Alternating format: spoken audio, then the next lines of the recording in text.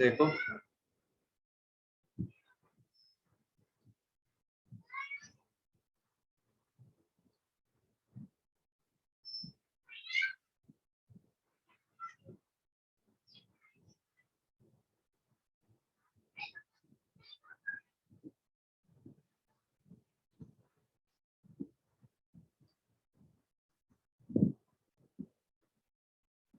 Okay, तो एक last छोटा सा टॉपिक बचा है, उसको कंप्लीट करते हैं। फ्री एंड फोर्स वाइब्रेशन करके एक टॉपिक बचा है, फ्री एंड फोर्स वाइब्रेशन। तो फ्री एंड फोर्स वाइब्रेशन, तो ये क्या होता है हम लोग देखेंगे।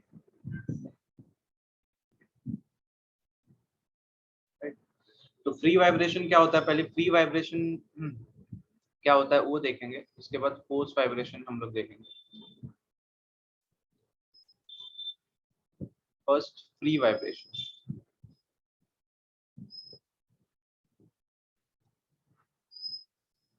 राइट। तो इसको पहले इसका डेफिनेशन देखते हैं, right. If a body is capable of oscillation, right, if a body is capable of oscillation,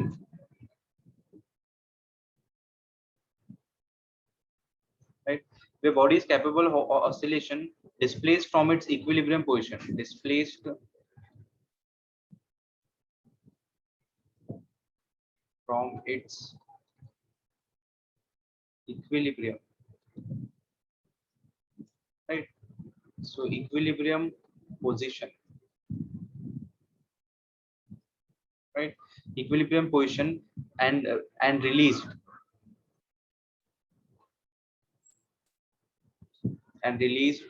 right, then it start oscillating or vibrating, then it start release, then it starts oscillating and vibrating.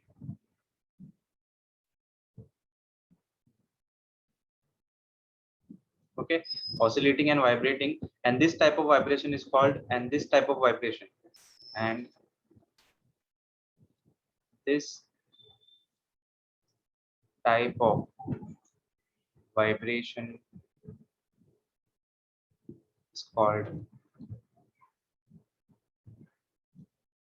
free vibration. इसको हम लोग क्या बोलेंगे, free vibration, right. तो free vibration क्या होता है, देखो फ्री वाइब्रेशन इज सिंपल है, right, and the frequency of vibration of the body, and the frequency of this vibration is called, right, is called its natural frequency, and the frequency of this vibration and the frequency of this vibration is called, right, is called its natural frequency.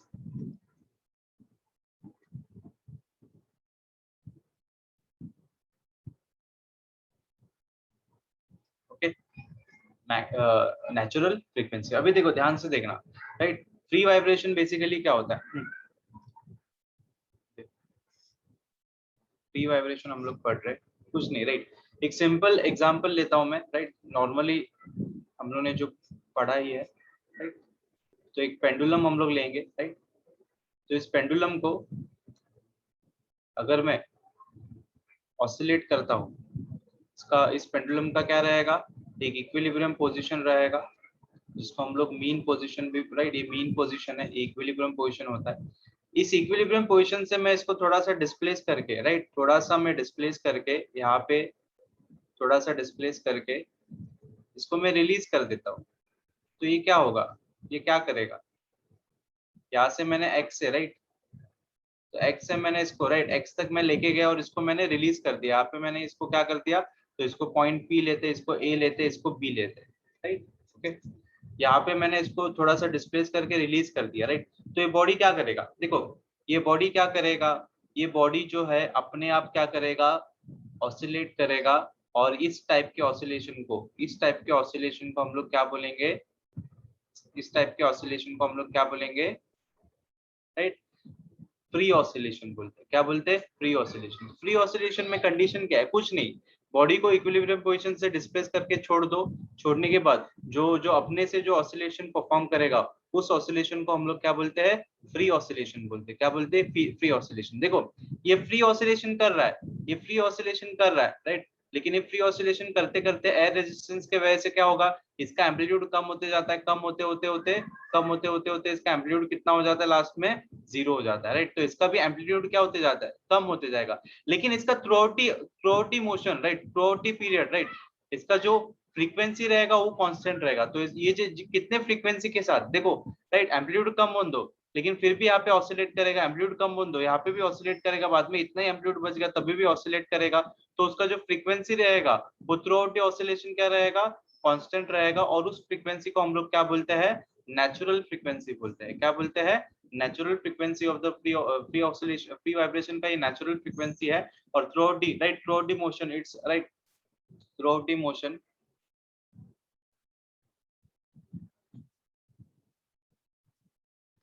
the motion, its frequency remains constant, right। Frequency क्या रहता है, amplitude कम होते जाता है, amplitude कम होते जाएगा लेकिन इसका फ्रीक्वेंसी क्या रहेगा, कांस्टेंट ही रहेगा। मतलब वही फ्रीक्वेंसी के साथ ऑसिलेट करेगा लास्ट तक, वही फ्रीक्वेंसी के साथ ऑसिलेट करेगा लास्ट तक, राइट। तो उस फ्रीक्वेंसी को हम लोग क्या बोलते हैं, नेचुरल फ्रीक्वेंसी बोलेंगे। क्या बोलेंगे, नेचुरल फ्रीक्वेंसी बोलेंगे। इस तरीके से हम लोग फ्री वाइब्रेशन को डिफाइन करते हैं, राइट। तो ये सिंपल पेंडुलम का एग्जांपल था, तो इसका बेस्ट एग्जांपल सिंपल पेंडुलम है, राइट। सिंपल पेंडुलम, पेंडुलम का हम लोग ने एग्जांपल लिया, राइट। तो मीन इसके इक्विलिब्रियम पोजीशन से इसको डिस्प्लेस करके रिलीज कर दो, बाद में ये जो फ्री ऑसिलेशन परफॉर्म करेगा free of of of constant frequency, और उस फ्रीक्वेंसी को हम लोग क्या बोलते हैं, नेचुरल फ्रीक्वेंसी बोलते हैं। क्या बोलेंगे, नेचुरल फ्रीक्वेंसी। ये सबको समझ में आया, इसमें किसको कुछ डाउट है, राइट। कुछ भी डाउट है तो रिप्लाई करो। इसमें फ्री वाइब्रेशन में किसको कुछ डाउट है, रिप्लाई करेंगे, ओके। चलेगा, ओके। देखो अभी जो हम लोग को पढ़ना है दैट इज फोर्स वाइब्रेशन। ये फोर्स वाइब्रेशन क्या होता है, देखो फोर्स वाइब्रेशन देखो, फ्री वाइब्रेशन तो बहुत सिंपल है। Force vibration,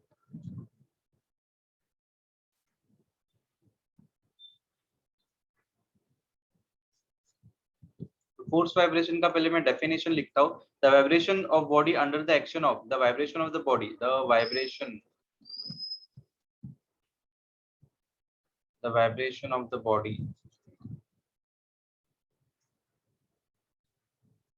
under the action of, the vibration of the body under the action of external periodic force, under the action of external periodic force, right, periodic force in which body vibrates, in which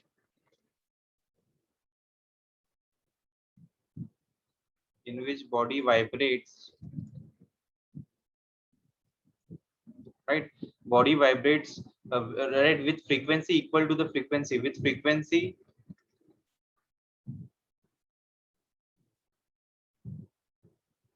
equal to the frequency equal to the frequency of, right, equal to the frequency of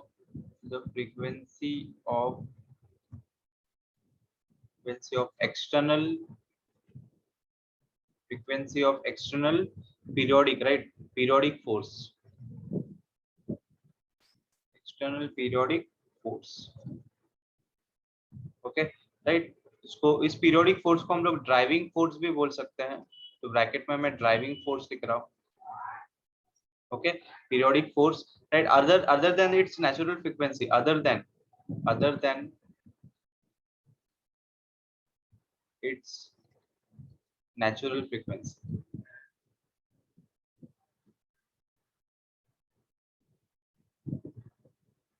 Okay, other natural frequency are called force vibration. अब इसका मतलब समझो क्या होता है, right? देखो, right? Okay, अभी मैं पेंडुलम का एग्जांपल लूंगा, राइट? सो कुछ नहीं, खाली चाय एडी कर।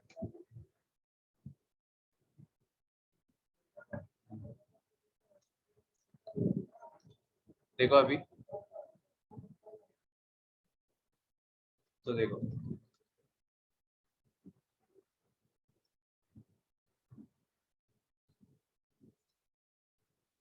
तो ये मेरा पेंडुलम, राइट? तो इसको भी मैंने अभी यहाँ पे क्या कर दिया, डिस्प्लेस करके यहाँ पे मैं लेके गया, और यहाँ पे डिस्प्लेस करके मैंने इसको रिलीज कर दिया। तो ये, राइट, ये यहाँ तक आता है। ओके, तो अभी, राइट, धीरे धीरे इसका एम्पलीट्यूड क्या होते जाएगा, कम होते जाएगा, राइट? लेकिन वो मैं नहीं चाहता, राइट? मैं क्या रहता है इसका amplitude, I want to keep its amplitude constant, right? मेरे को एक, राइट, इसका एम्पलीट्यूड क्या रखना है, इसका एम्पलीट्यूड यहाँ तक ही है, ए प्लस है, राइट?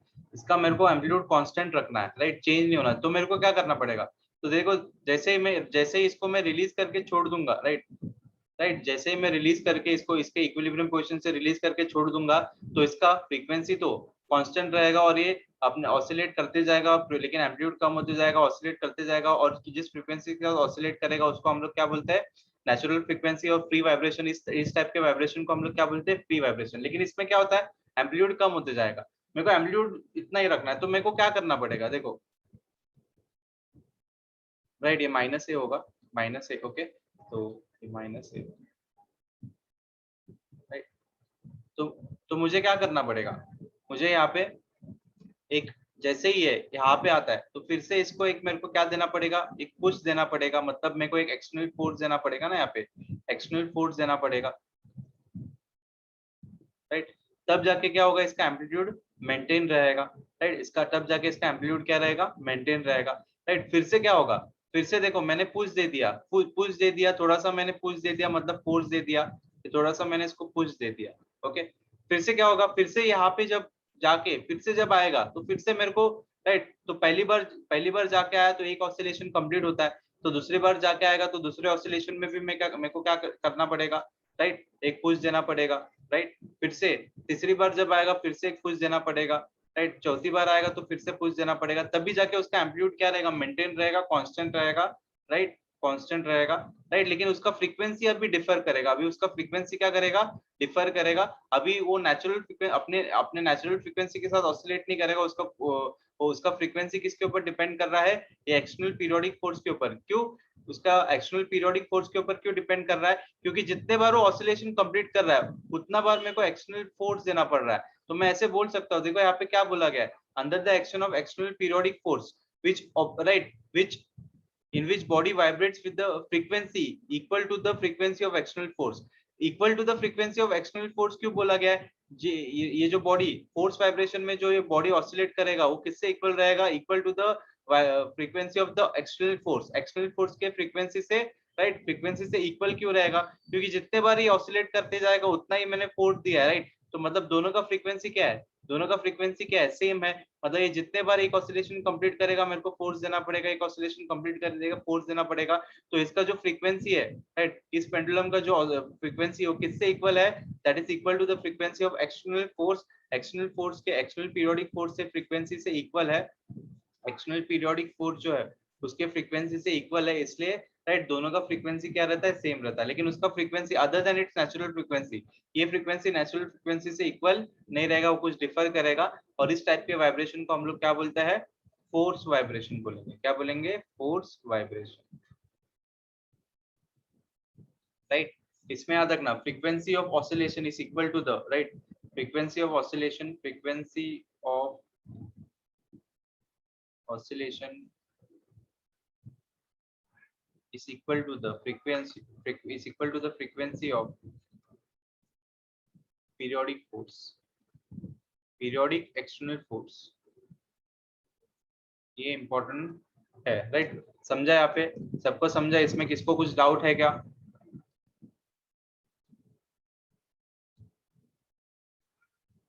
राइट, इसमें किसको कुछ डाउट है क्या? फोर्स वाइब्रेशन में किसको कुछ डाउट है? रिप्लाई करेंगे सब लोग, सब लोग रिप्लाई करो।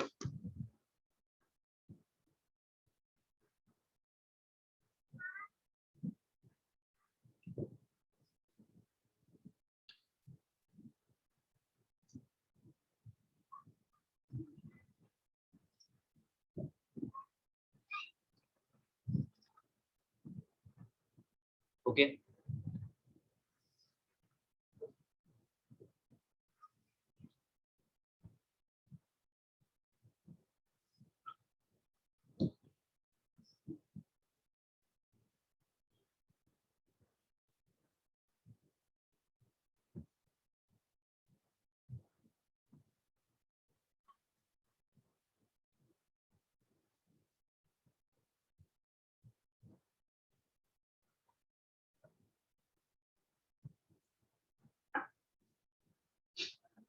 अभी यहाँ पे देखो, तो ये जो था, ये क्या था? Free oscillation and force, sorry, free vibration and force vibration. Free vibration में क्या होता है? फ्री वाइब्रेशन में बॉडी को इक्विलिब्रियम पोजीशन से रिलीज करके, राइट, डिस्प्लेस करके छोड़ दो, उसके बाद बॉडी जिस जिस फ्रीक्वेंसी से ऑसिलेट करेगा, राइट, और जो ऑसिलेशन करेगा उस ऑसिलेशन को फ्री वाइब्रेशन बोलेंगे, और जिस फ्रीक्वेंसी से ऑसिलेट करेगा उस फ्रीक्वेंसी को हम लोग क्या बोलेंगे? मेरा नेचुरल फ्रीक्वेंसी बोलेंगे। फोर्स वाइब्रेशन में क्या होता है? फोर्स वाइब्रेशन में देखो, हम लोग डिस्प्लेस करके छोड़ देते हैं, उसके बाद मेरे को उसके बाद मेरे को एक क्या देना? एक्सटर्नल पीरियोडिक फोर्स देना पड़ता है कंटिन्यूअसली। जितना उसका वाइब्रेशन है उतना, जितना उसका ऑसिलेशन है उतना मेरे को एक्सटर्नल पीरियोडिक फोर्स देना पड़ता है, राइट? हर समय एक्सटर्नल पीरियोडिक फोर्स देना पड़ता है, इसलिए इसको, इस टाइप के वाइब्रेशन को हम लोग क्या बोलते हैं? Force vibration. और यहाँ पे जो, राइट, यहाँ पे जो फ्रीक्वेंसी रहता है वो frequency of oscillation is equal to the frequency of periodic external force, right? Frequency of periodic external force से इक्वल रहेगा, राइट? ये याद रखो। अभी एक छोटा सा और एक कंसेप्ट है, दैट इज रेजोनेंस का, वो मैं बता देता हूँ, उसके बाद हम लोग, ये हो गया, ये हो जाएगा तुम लोग का।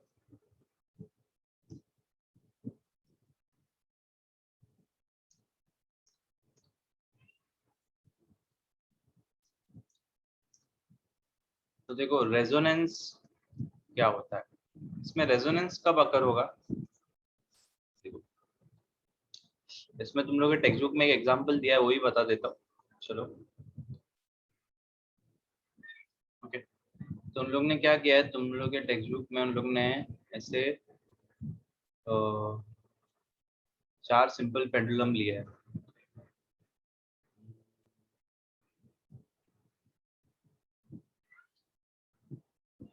एम्पलीट्यूड कम है और दूसरे का बहुत ही ज्यादा है। ओके, चलो।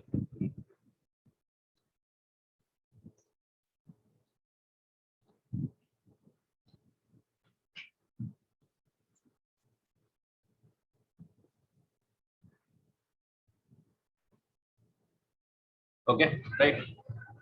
अभी तो यहाँ पे मुझे कितने ऐसे पेंडुलम दिख रहे हैं? 4 पेंडुलम है, राइट? तो ये जो फर्स्ट पेंडुलम ए जो है, ए, ये किससे, राइट? ये सॉलिड, राइट, रबर बॉल है। और ये जो बी सी डी है, ये जो इनके बॉब जो है, वो, राइट, हॉलो रबर बॉल से बने हुए हैं,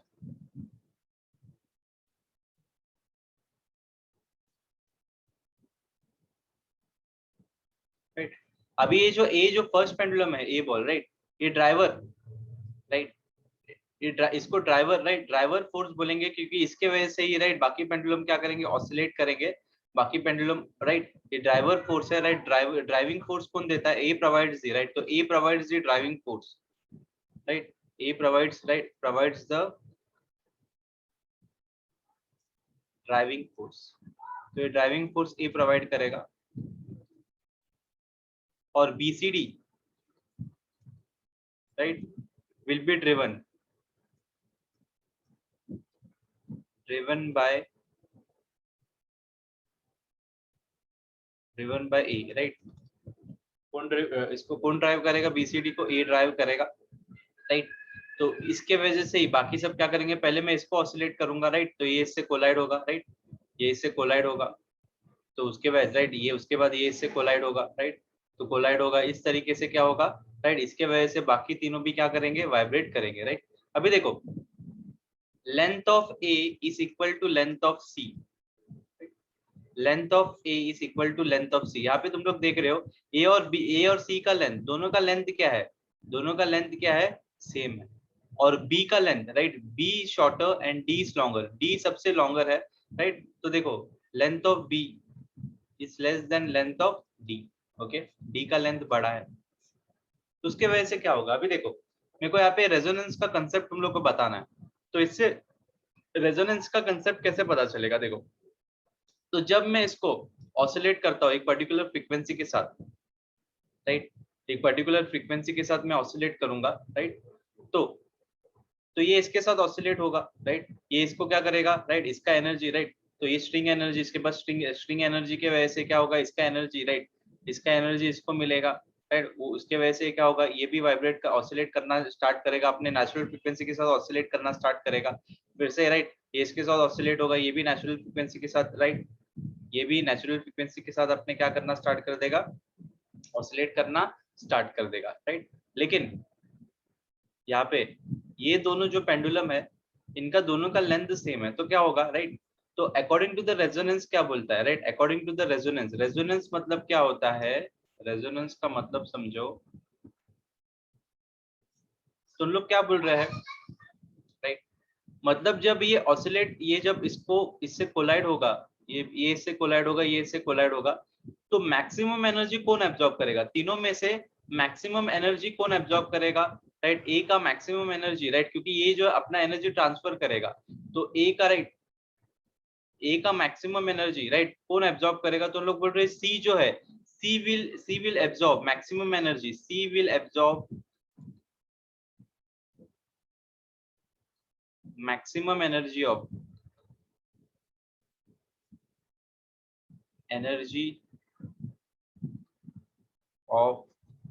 maximum energy, right? Maximum energy of A and oscillate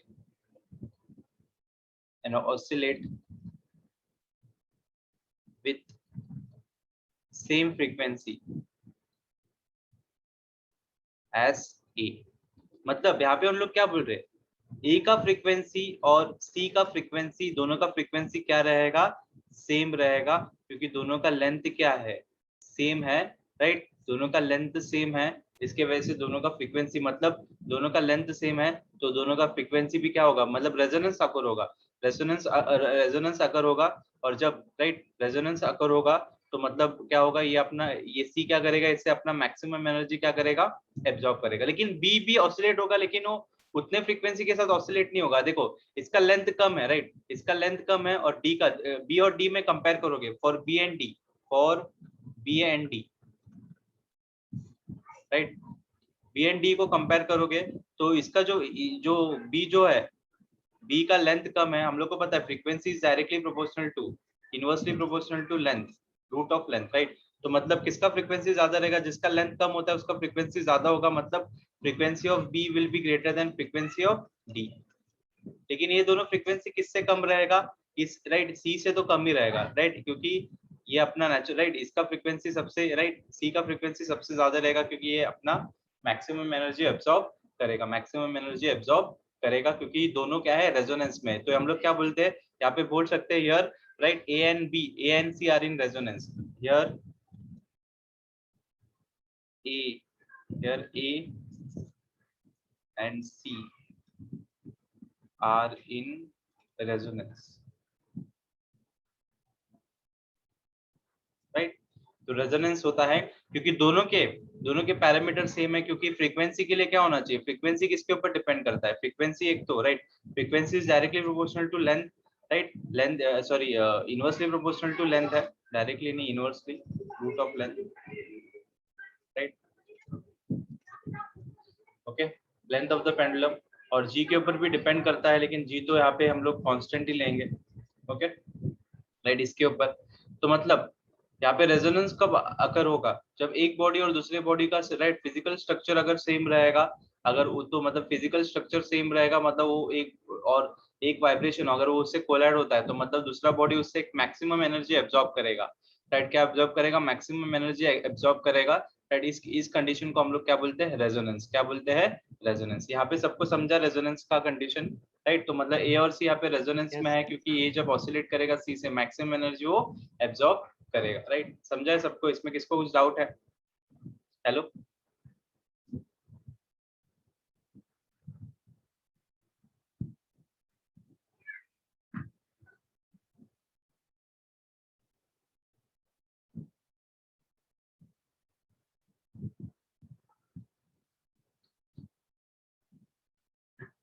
okay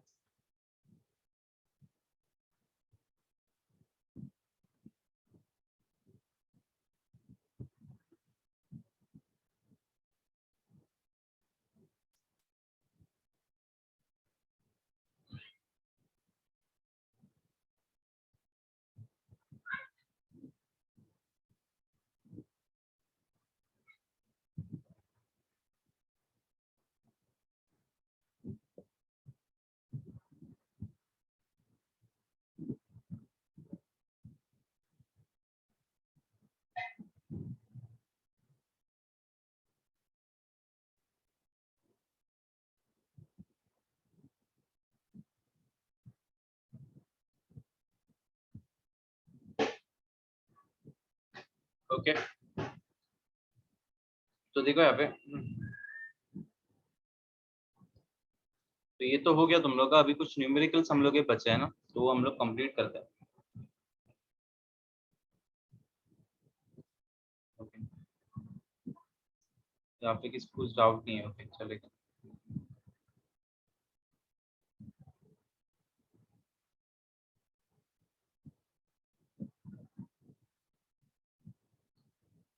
तो देखो,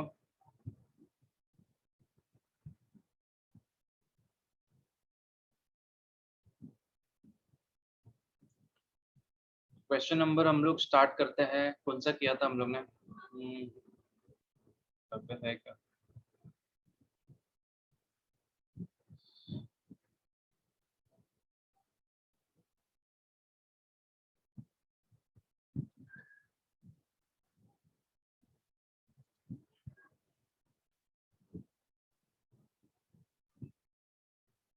ओके,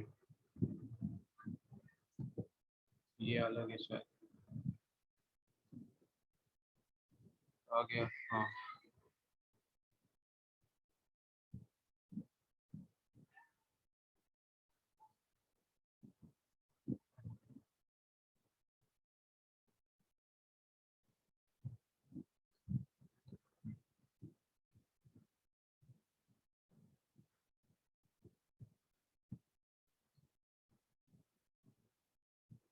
ओके, तो आई थिंक हम लोग ने यहाँ पे खुद से किया था, 13 तक किया था ना, 14th वाला नहीं किया था।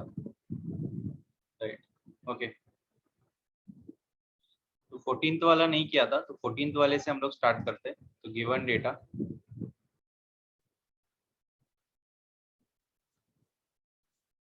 ओके। तो 14th वाले में क्या दिया है देखो। तो 14th वाले में हम लोग ने दिया है कि a simple pendulum of length, right, a simple pendulum of length 100 centimetre. Right, तो एक सिंपल पेंडुलम है जिसका लेंथ कितना है, 100 सेंटीमीटर है। ओके, तो एक 100 सेंटीमीटर का सिंपल पेंडुलम हम लोग लेंगे। तो चलो, तो length is equal to 100। 100 is nothing but simply 1 metre होता है, तो इसको मैं 1 मीटर लिख सकता हूँ। ओके, तो नेक्स्ट दिया है perform SHM, find the restoring force acting on it's Bob of mass 50 ग्राम। तो मेरे को क्या दिया है, मास दिया है बॉब का 50 ग्राम, सिंपल है। तो 50 इंटू 10⁻³ kg भी लिख सकता हूँ मैं, राइट।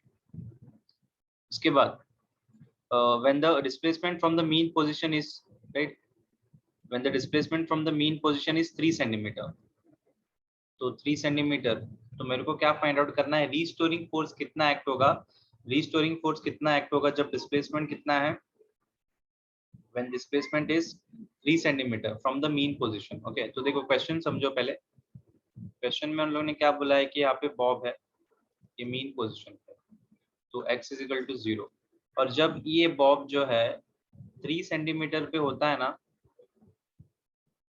तब यहाँ पे उसका रीस्टोरिंग फोर्स कितना एक्ट होगा, 3 सेंटीमीटर, मतलब x is equal to 3 centimetre, तो x is equal to 3 centimetre हम लोग को दिया हुआ है, तो इस x is equal to 3 centimetre पे रीस्टोरिंग फोर्स कितना एक्ट होगा वो मेरे को फाइंड आउट करना है। देखो पहले रीस्टोरिंग फोर्स का फॉर्मूला क्या होता है, F is equal to minus kx, राइट, और k को हम लोग क्या लिख सकते हैं, k is equal to, k can be written as m omega square x, right, m omega square लिख सकते हैं, और हम लोग को रीस्टोरिंग फोर्स फाइंड आउट करना है, राइट। अभी ये क्या है, यहाँ पे हम लोग को क्या दिया है, मास दिया है, राइट, तो ओमेगा को और हम लोग कौन से फॉर्म में लिख सकते हैं, क्योंकि यहाँ पे ओमेगा के बारे में कुछ नहीं दिया है, राइट, और के दिया है, और हम लोग को क्या बोला है कि फाइंड द चेंज। ओके, ये सिंपल पेंडुलम ही है। Okay,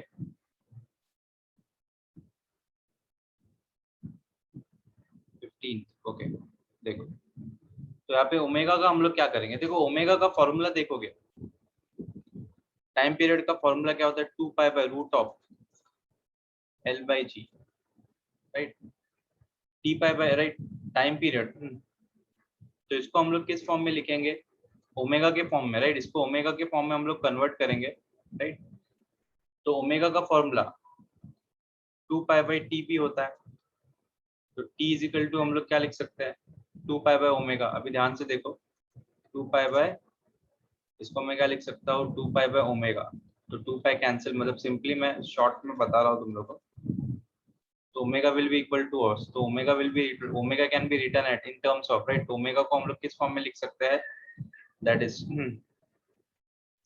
root of g/l, square है, ओके, स्क्वायर नहीं है, ओके, तो इसको स्क्वायर करेंगे तो मेरे को क्या मिलेगा, g/l मिलेगा, तो डायरेक्टली मैं बोल रहा हूँ, तो इसको हम लोग क्या लिख सकते हैं, g/l के फॉर्म में लिख सकते हैं, तो जब मैं इसको g/l के फॉर्म में लिखूंगा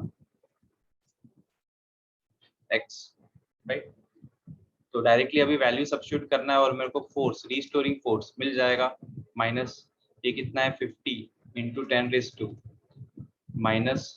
इंटू जी का वैल्यू 10 ले लो, x का वैल्यू 3 सेंटीमीटर बोला है, 10⁻² आएगा, और लेंथ कितना है, 1। ओके, तो ये सिंपली हम लोग को क्या करना है, ये 1 2 0 चला गया, और बचेगा क्या, 5 3 15, तो मतलब force will be equal to minus 15 into 10⁻³ ये न्यूटन में आएगा, राइट, तो इसका आंसर कितना दिया है हम लोग ने, 1.48 दिया है। 1.48 कैसे आ रहा है, gram. Okay, when the displacement of from the mean position is 3 centimetre, but 1.48 into 10⁻², 1.48, हाँ, मतलब अप्रोक्सीमेटली उतना ही आता है। देखो कैसे, क्योंकि इसको मैं 10⁻² है, राइट, इसको मैं शिफ्ट करूंगा, इसको मैंने डिक्रीज, तो इसको इंक्रीज, मतलब क्या, 10⁻² न्यूटन, एंड इसको अप्रोक्सीमेटली 1.48, मतलब उन लोगों ने जी का वैल्यू 9.8 लिया है, यहाँ पे जी का वैल्यू उन लोगों ने 9.8 लिया है शायद, इसलिए उन लोगों को क्या मिल रहा है, 1.48 मिलता है, राइट, तो 1.48 अगर जी का वैल्यू, राइट, 9.8 लोगे तो तुम्हें भी हम लोग को माइनस 1.48 इंटू 10⁻² न्यूटन मिलेगा अप्रोक्सीमेटली, और सिर्फ हम लोग को मैग्नीट्यूड चाहिए, उन लोग ने मैग्नीट्यूड लिखा है, तो माइनस लिखने की जरूरत नहीं है, तो ये हम लोग का आंसर है, राइट। तो ये समझा सबको, इसमें किसको कुछ डाउट है, हेलो, रिप्लाई करेंगे सब लोग।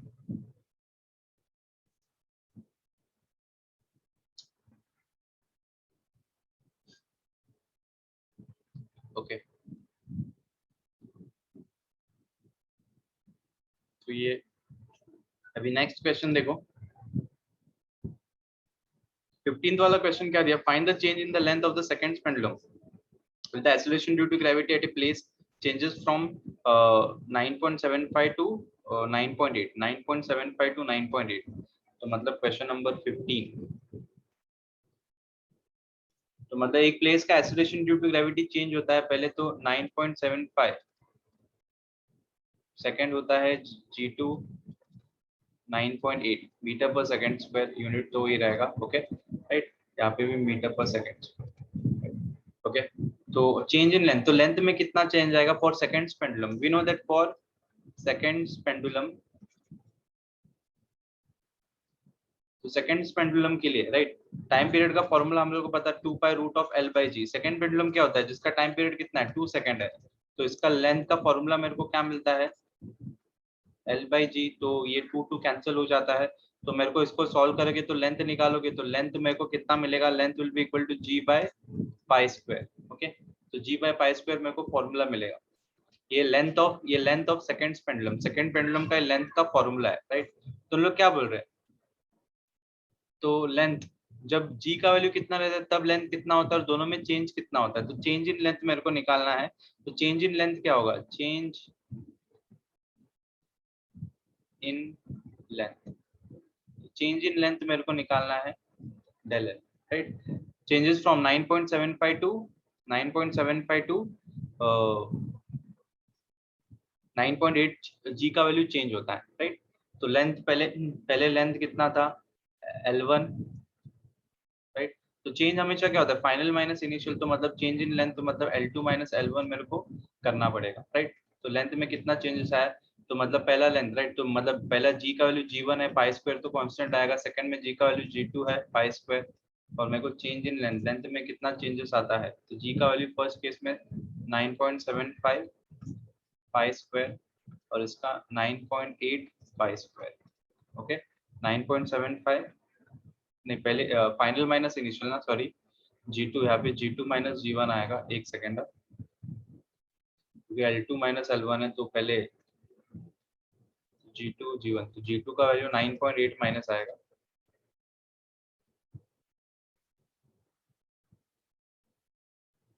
तो 9.8 9.75, यहाँ पे हम लोग क्या कॉमन ले सकते हैं 9.75 मतलब पाई स्क्वायर मैंने कॉमन, राइट, तो हम लोग को आंसर कितना मिलेगा,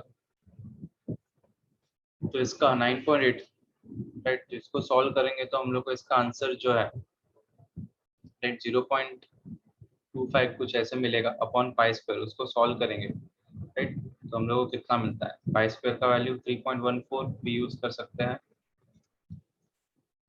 राइट, तो सॉल्व करते हैं,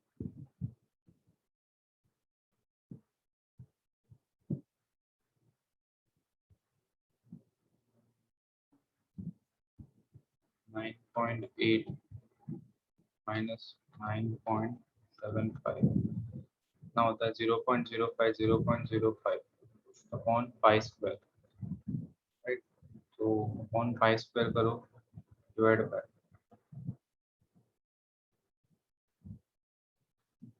सॉरी गलत हो गया,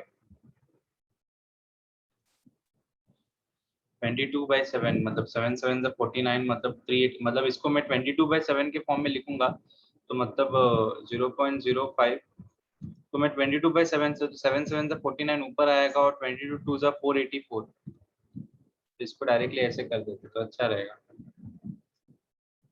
0.05 इंटू 49, अरे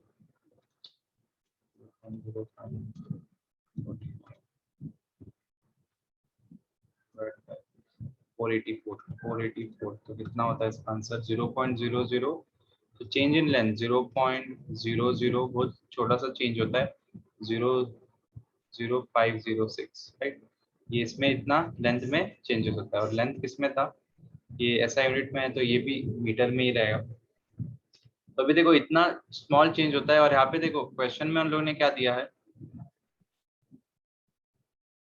यहाँ पे 0.0051, यहाँ पे डिक्रीजेस नहीं आएगा, यहाँ पे इंक्रीजेस आएगा, क्योंकि देखो ना, क्योंकि लेंथ हम लोगों को क्या मिल रहा है, चेंज हम लोगों को क्या मिल रहा है पॉजिटिव मिल रहा है राइट, पॉजिटिव मिल रहा है तो मतलब चेंज इन लेंथ क्या है बढ़ेगा राइट, बढ़ रहा है, डिक्रीज नहीं हो रहा है, इंक्रीजेस लेंथ, राइट। तो लेंथ कितने से बढ़ेगा, इतने से बढ़ेगा, तो वो चेंज करना है, increases length bye, increases length, तो पेंडुलम का लेंथ कितने से बढ़ेगा, right, increases length bye 0.05, sorry 0.00506, right. तो इसको हम लोग ने 0.0051 करके लिखा है, वैसे लिख सकते हैं, राइट। तो ये समझा सबको, इसमें किसको कुछ डाउट है, हेलो रिप्लाई करो।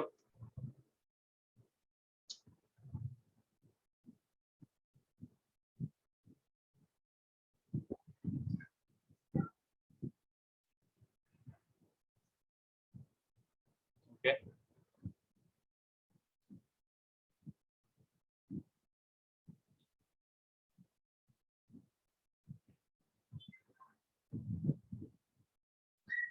क्वेश्चन नंबर 15 था, तो 16th वाला देखते हैं। देखो क्वेश्चन नंबर 16 में हम लोग ने क्या दिया है, गिवन डेटा,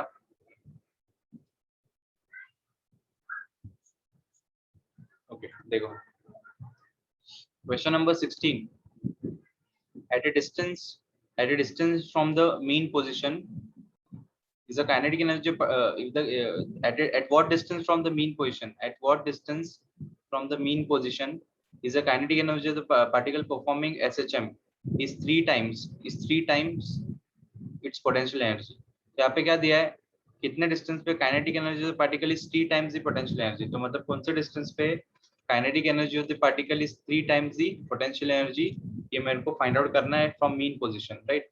और एक का कुछ दिया है क्या हम लोग को, ए, राइट। तो एम्पलीट्यूड कितना दिया है, 8 सेंटीमीटर, तो सेंटीमीटर में दिया है, ओके।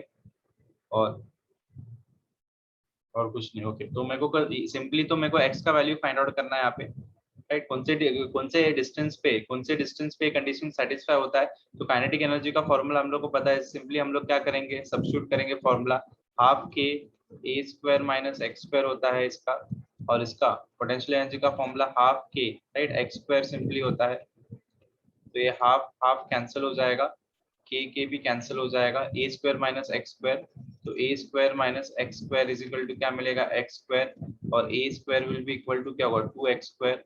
और मेरे को यहाँ पे फाइंड आउट क्या करना है, right, taking taking square root लूंगा तो ए, राइट।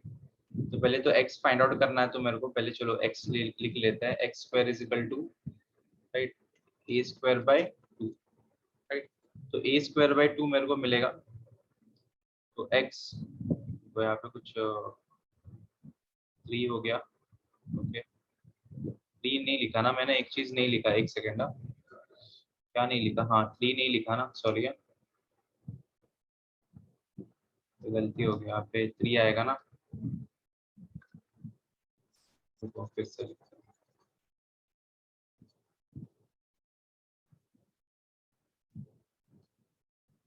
ओके। तो यहाँ पे क्या आएगा, A square is equal to 3 minus, तो 4x स्क्वायर, और A will be equal to, मतलब तो मतलब A will be equal to what, 2x, तो x का वैल्यू कितना होता है, a/2, सिंपली हम लोग x सिंपली निकाल सकते हैं, तो मतलब x कितना मिलेगा मेरे को, तो a कितना है, राइट, 8 है, तो मतलब 4 सेंटीमीटर, ये बहुत सिंपल था, right? तो ये तो सबको समझा रहेगा, बहुत सिंपल क्वेश्चन है ये। क्वेश्चन नंबर 17 वाला देखते हैं।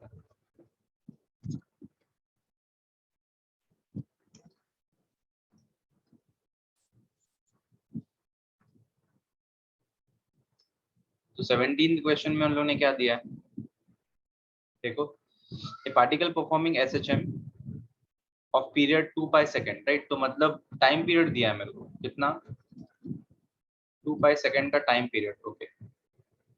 Time period of SHM about the mean position O is observed that to have a speed of, observe that, right, seconds, about the mean position O is observed that to have a speed of b root 3 meter per second when at a distance of b from O, okay।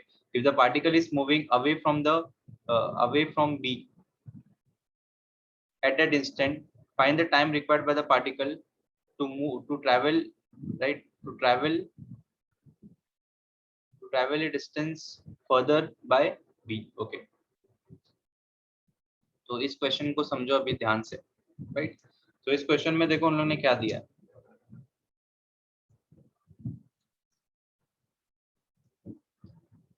Okay, तो एक particle SHM perform कर रहा है, तो कुछ हम लोग ऐसे लेते हैं।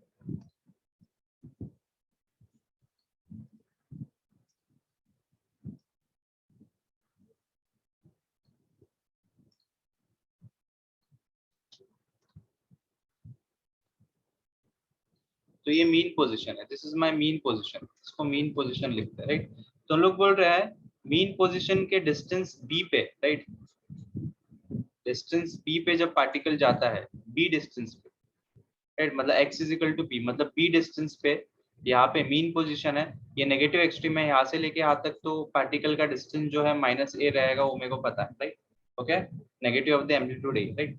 लेकिन जब मीन पोजीशन से right and towards away, right, away, तो यहाँ पे बी पे उसका वेलोसिटी दिया है, वेलोसिटी पार्टिकल का वेलोसिटी कितना है, तो वेलोसिटी हम लोग बोल रहे हैं velocity is b root three metre, metre में दिया है ना, बी√3 metre per second. Okay, metre per second ऐसा यूनिट में दिया है, राइट। और बाद में क्वेश्चन में क्या पूछा है, क्वेश्चन में हम लोग ने ये पूछा है, right, it is observe that about the mean position is observe that to have a speed of, right, b√3 when at a distance of b from o, right. Okay, if the particle is moving away from o at that instant, find the time required by the particle to travel a further distance of b, मतलब यहाँ पे further उसको b distance travel करने के लिए, further b distance, ये तो o है, चलो इसको a ले लेते हैं और इस पॉइंट को b, further b distance travel करने के लिए कितना टाइम लगेगा। तो मेरे को क्वेश्चन क्या पूछा है कि यहाँ से a से लेके b तक ट्रैवल करने के लिए उसको कितना टाइम लगेगा, वो हम लोग को फाइंड आउट करना है, वो हम लोग को फाइंड आउट करना है, राइट। क्वेश्चन सबको समझ में आया, इसमें किसको कुछ डाउट है, राइट, इसमें किसको कुछ डाउट है, क्वेश्चन में किसको कुछ डाउट है, हेलो रिप्लाई करो, क्या फाइंड आउट करना है तुम लोग को पता चला।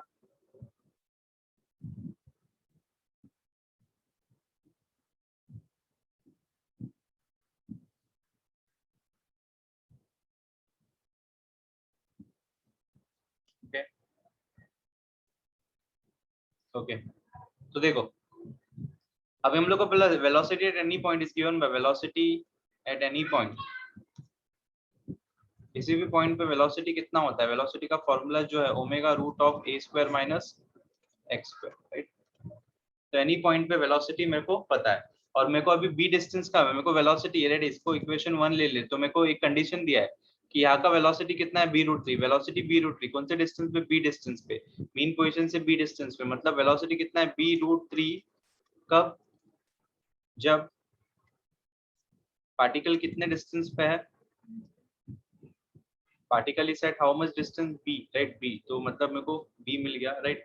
तो मतलब x का वैल्यू कितना दिया है, b दिया है, मतलब b स्क्वायर, और जब मैं इसको, राइट, स्क्वायर रूट, इसका स्क्वायर रूट लेता हूँ तो मेरे को क्या मिलता है देखो, तो ओमेगा स्क्वायर, तो मतलब b स्क्वायर, इसको मैं b स्क्वायर 3 लिखूंगा ओमेगा, और ये ब्रैकेट में हो जाएगा a square minus b square, right. अभी यहाँ पे ओमेगा का वैल्यू भी हम लोग को दिया हुआ है, कैसे, टाइम पीरियड का वैल्यू कितना दिया है, t इज इक्वल टू, देखो t इज इक्वल टू 2 पाई ना, 2 पाई सेकेंड, और ओमेगा का फॉर्मूला क्या होता है 2 पाई बाय t, और ओमेगा का टाइम पीरियड का वैल्यू कितना दिया है 2 पाई, मतलब ओमेगा का वैल्यू कितना हो जाएगा 1, तो ओमेगा का वैल्यू तो यहाँ से हम लोग ने फाइंड आउट कर दिया, तो ओमेगा 1 सब्स्टिट्यूट कर दो, यहाँ पे 1 सब्स्टिट्यूट करने के बाद मेरे को क्या मिलेगा, b square 3 equal to a square minus b square. Okay, तो मतलब अभी मेरे को यहाँ पे b और a के बीच का रिलेशन फाइंड आउट करना है, तो मतलब b यहाँ पे आएगा तो मुझे क्या मिलेगा, प्लस बी स्क्वायर, तो मतलब 3b square minus b square is equal to 2b square by 3, directly लिख रहा हूँ 2b स्क्वायर बाय 3, नहीं माइनस नहीं आएगा, एक सेकंड सॉल्व ही करते हैं, तो मतलब मुझे क्या मिलेगा 3b स्क्वायर डी प्लस यहाँ पे आएगा, तो plus b square by 3, cross multiply होने के बाद ये मिलेगा, okay, 3b square plus b square by 3 equal to a square, right, और यहाँ पे 3b स्क्वायर मतलब 4b square by 3 is equal to a square, right. और दोनों के बीच का relation 4b square is equal to 3a square, और स्क्वायर रूट लूंगा तो 2b, और इसका square root root 3a। Okay, तो मतलब मुझे यहाँ पे किसके बीच का रिलेशन मिला, ए और बी के बीच का रिलेशन मिला। यहाँ पे कुछ गलत कर रहा हूँ क्या मैं? यहाँ पे हाँ, एक चीज मैंने गलत किया यहाँ पे वेलोसिटी b रूट 3 है ना, मैंने b बाय रूट 3 सब्स्टिट्यूट किया। सॉरी है।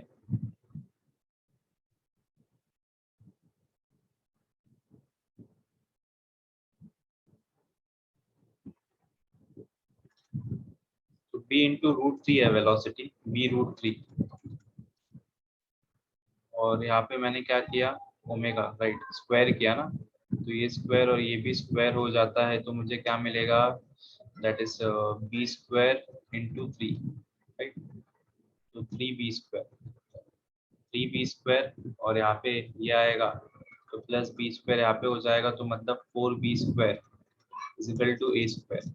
और यहाँ पे मेरे को रिलेशन क्या मिलेगा दोनों के बीच का, राइट। ओके, तो मतलब स्क्वायर रूट लूंगा तो 2b is equal to a, right. तो मतलब यहाँ पे रिलेशन मेरे को क्या मिला, that is a is equal to 2b। मतलब एम्पलीट्यूड कितना है, राइट। यहाँ पे ध्यान से देखोगे, टोटल एम्पलीट्यूड, मतलब टोटल एम्पलीट्यूड जो है यहाँ से लेके यहाँ तक, ये उसका एम्पलीट्यूड ही है। बी फर्दर डिस्टेंस, मतलब यहाँ पे हम लोग को क्या दिया है, ये एम्पलीट्यूड ही दिया है, ए दिया है, तो ए इज इक्वल टू कितना है, 2b। क्योंकि ए बी प्लस बी कितना होता है, 2b, मतलब ए ओ से लेके बी तक ये पूरा एम्पलीट्यूड ही है, यहाँ तक ही वो ट्रैवल करता है, इसके आगे नहीं जाता, राइट। तो इसका एक्सट्रीम पोजीशन है, क्या है, एक्सट्रीम पोजीशन है, क्योंकि मेरे को एम्पलीट्यूड कितना मिला, 2b मिला। क्या मिला, 2b। अभी देखो मेरे को निकालना क्या है, लेकिन मेरे को तो टाइम निकालना है, राइट। अभी टाइम कैसे मिलेगा, अभी टाइम कैसे मिलेगा, राइट। तो देखो पहले हम लोग क्या करेंगे,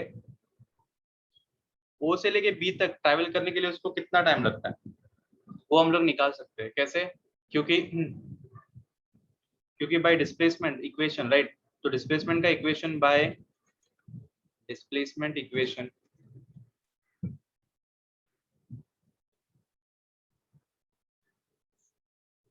right, time taken to travel, right. तो पहले हम लोग time taken to travel, travel from o to b, पूरा ओ टू बी ट्रैवल करने के लिए उसको कितना टाइम लगता है, तो मतलब displacement x is equal to a sine omega t आएगा, और प्लस फाइव नहीं आएगा क्योंकि मीन पोजीशन से स्टार्ट हो रहा है, तो प्लस फाइव नहीं लेंगे हम लोग। अभी देखो कौन सा हम लोग को टाइम फाइंड आउट करना है, कब, जब डिस्प्लेसमेंट उसका कितना होता है, प्लस है, क्योंकि वो पूरा, राइट, उसका डिस्प्लेसमेंट कितना होगा, यहाँ से लेके यहाँ तक, मतलब पूरा डिस्प्लेस करेगा, मतलब तब का मेरे को टाइम फाइंड आउट करना है। तो ध्यान से देखो, तो यहाँ पे पूरा एम्पलीट्यूड वो ट्रैवल करता है, तो पूरा जब एम्पलीट्यूड ट्रैवल करेगा, और amplitude is equal to how much, मतलब ए एम्पलीट्यूड रहेगा, टोटल एम्पलीट्यूड तो ए ही है, और ये ए साइन, और मेरे को ओमेगा, ओमेगा का वैल्यू तो 1 दिया हुआ है, क्योंकि दिया नहीं, हम लोग ने फाइंड आउट किया, तो यहाँ पे 1 होता है, और ये साइन टी, और मेरे को टी फाइंड आउट करना है, तो टी साइन का वैल्यू, राइट। तो साइन टी का वैल्यू 1 कब होता है, when t is equal to how much, when time is equal to, right, sine sine 90 का वैल्यू 1 होता है, और 90 is nothing but what, pi by 2। तो मतलब पाई बाय 2 सेकेंड। ये मेरे को कौन सा टाइम मिला, ध्यान से देखना, ये मुझे वो वाला टाइम मिला कि ओ से लेके बी तक पूरा पूरा, राइट, ओ से लेके बी ट्रैवल करने के लिए उसको कितना टाइम लगता है, बी टाइम। लेकिन मेरे को सिर्फ कौन सा टाइम फाइंड आउट करना है, ए से लेके बी, तो मैं कैसे फाइंड आउट करूंगा, राइट। तो मेरे को सिर्फ कौन सा टाइम फाइंड आउट करना है, ओ से लेके बी ट्रैवल करने के लिए उसको कितना टाइम लगता है, राइट, वो मुझे फाइंड आउट करना है। तो simply time taken to travel, time taken to travel C to D, right. अभी time taken to travel from, right, O to A. अभी देखो time taken to travel from O to A, क्योंकि मैं कोई भी टाइम फाइंड आउट कर सकता हूँ, वो मीन पोजीशन से ही फाइंड आउट कर सकता हूँ, कहीं से भी बीच से, क्योंकि ये टाइम मेरे को कहाँ से निकालना है, A से B, और मेरे पास इक्वेशन सिर्फ ऐसा है, मेरे पास एक ही equation x is equal to a sin omega t, उससे मैं टाइम फाइंड आउट कर सकता हूँ किसी भी पोजीशन पे पार्टिकल को, लेकिन कहाँ से, मीन पोजीशन से। तो मैं क्या करूंगा, देखो मैं क्या करूंगा, O से लेके B तक का टाइम फाइंड आउट करूंगा, बाद में O से लेके A तक का टाइम फाइंड आउट करना, राइट। ये टाइम मेरे पास है, इसको TA लेते हैं, राइट, और ये टाइम मेरे पास है, इसको हम लोग क्या लेते हैं, TB। तो मैंने लगता है टीबी को अगर मैं टीए से माइनस करूंगा, राइट, यहाँ से लेके यहाँ तक जाने के लिए इतना टाइम लगता है, और यहाँ से लेके यहाँ तक जाने के लिए इतना टाइम लगता है, टीबी को टीए से माइनस करूंगा तो मेरे को ये बीच वाला टाइम मिल जाएगा, time taken to travel from a to b. ऐसे मैं ये वाला टाइम फाइंड आउट करूंगा। तो देखो, तो पहले ओ से लेके, तो वही इक्वेशन यूज करूंगा, x is equal to a sin omega t, mean position से स्टार्ट हो रहा है, अभी x मेरे को कहाँ से लेके कहाँ तक का टाइम चाहिए, o से लेके a तक, और उसको उसका डिस्प्लेसमेंट कितना है, b है, तो मतलब x का वैल्यू b है, और a का वैल्यू 2b हम लोग ने फाइंड आउट किया था, और साइन ओमेगा टी, ओमेगा का वैल्यू 1 to t आएगा, b भी कैंसिल, और यहाँ पे हाफ होता है, और ये साइन t का वैल्यू हाफ कब होगा, when t is equal to how much, right. Sir ये टाइम गिवन में भी दिया है ना? क्या हुआ, ये वाला टाइम गिवन में भी दिया होगा ना? दिया है ना स्टार्टिंग में? नहीं दिया है शायद, एक सेकंड, नहीं नहीं, ये टाइम पीरियड दिया है ना, देखो ये टाइम पीरियड दिया है, टाइम पीरियड मतलब क्या, टाइम पीरियड मतलब क्या, time taken to make one oscillation, पूरा एक ऑसिलेशन कंप्लीट करने के लिए जो टाइम लगता है ना, वो हम लोग ने दिया है, और उसका भी पार्ट करके हम लोग निकाल सकते हैं, राइट, उसका भी पार्ट करके हम लोग निकाल सकते हैं, मतलब हाफ, अगर पूरा, राइट, पूरा ऑसिलेशन के लिए, पूरा ऑसिलेशन के लिए उसको कितना लग रहा है, पूरा ऑसिलेशन के लिए कितना लग रहा है, 2 पाई लग रहा है, तो हाफ ऑसिलेशन के लिए कितना लगेगा, पाई लगेगा, और उसके हाफ ऑसिलेशन के लिए कितना लगेगा, पाई बाई 2 लगेगा, राइट। वैसे ये जो टाइम दिया है हम लोग को, वो पूरे ऑसिलेशन का, पूरा ऑसिलेशन का मतलब क्या होता है, देखो, राइट, बॉब यहाँ पे है, तो यहाँ से लेके फिर से यहाँ पे आने के लिए जो टाइम लगेगा, उस टाइम को हम लोग क्या बोलते हैं, टाइम पीरियड, और वो हम लोग को दिया है 2 पाई। समझा? हेलो, किसने पूछा था? हाँ सर, हाँ। हाँ, ओके, यस सर। ओके। तो साइन 30 डिग्री और 30 डिग्री को हम लोग किस फॉर्म में लिख सकते हैं, राइट, पाई बाय 6 के फॉर्म में लिख सकते हैं, राइट, साइन 30 ना, साइन 30 हाफ होता है, राइट, तो पाई बाय 6, 6 1 हाँ 30, ओके। तो ये, राइट, तो ये कहाँ से लेके ए से या टी से लेके बी तक ट्रैवल करने के लिए इतना टाइम, अगर दोनों को माइनस करूंगा मैं, राइट, जैसे मैंने बताया, टीबी को टीए से माइनस करूंगा तो मेरे को टीए भी मिल जाएगा, तो टाइम टेकन टू ट्रैवल, तो यहाँ पे मैं सॉल्व कर रहा हूँ, time taken to travel from b to, right, sorry, a to b ना, ए टू बी, तो मतलब सिंपली हम लोग को टीबी को टीए से माइनस करना पड़ेगा, और मेरे को क्या मिलेगा, टीबी मेरे को कितना मिलेगा, पाई बाय 2, और ये पाई बाय 6, और ये दोनों को माइनस करो, तो 6 माइनस 2, 4 पाई बाय 12, 2 2 जा 4, 2 6 जा 2 1 जा 2 3, मतलब पाई बाय 3, मतलब वही मिलता है, पाई बाय 3 सेकेंड, मतलब मेरे को कितना मिलेगा, पाई बाय, ए से लेके बी ट्रैवल करने के लिए उसको कितना टाइम लगेगा, पाई बाय 3 सेकेंड। समझा सबको ये? इसमें किसको कुछ डाउट है? हेलो,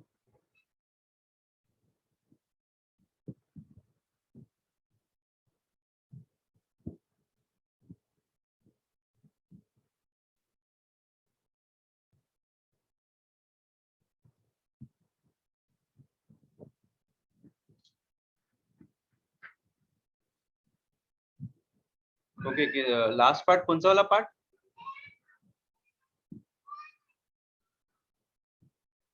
हेलो, कौन सा वाला पार्ट बोल रहे हो, ये वाला क्या, time taken to travel from a to B,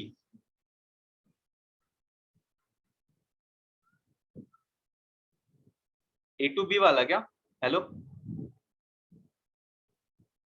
देखो ए टू बी वाला, देखो अभी हम लोग ने क्या किया, डायरेक्ट नहीं निकाल सकते हम लोग टाइम, हम लोग टाइम हमेशा, देखो टाइम हमेशा मीन पोजीशन से निकालते हैं पार्टिकल को। सपोज किसी ने पूछा कि ओ से मीन पोजीशन से पार्टिकल को बी तक का जाने का टाइम हम लोग निकाल सकते हैं, मीन पोजीशन से किसी भी पॉइंट तक जाने का हम लोग टाइम फाइंड आउट कर सकते हैं, क्योंकि हम लोग के पास इक्वेशन है x equal to a sin omega t, जिसमें t रहता है और कोई भी डिस्प्लेसमेंट पे मीन पोजीशन से हम लोग टाइम फाइंड आउट कर सकते हैं।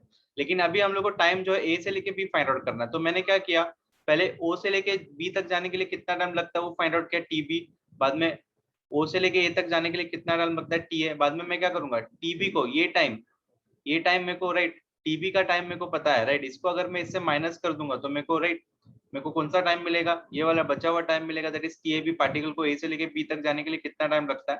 तो वैसे ही मैंने क्या किया राइट, कौन सा टाइम निकाला, ओ से लेके ए राइट, ए तक ट्रैवल करने के लिए कितना टाइम लगता है π/6, और ओ से लेके बी तक ट्रैवल करने के लिए कितना टाइम लगता है π/2, और मेरे को टाइम कहाँ से निकालना है ए टू बी राइट। तो मैंने क्या किया टीबी को टी ए से माइनस किया, दैट इज π/2 माइनस π/6, तो मेरे को कितना मिलता है π/3 सेकेंड। हेलो, समझा क्या?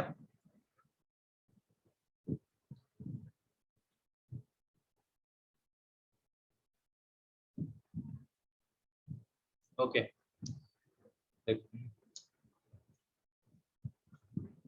चलेगा, नेक्स्ट क्वेश्चन हम लोग करते हैं।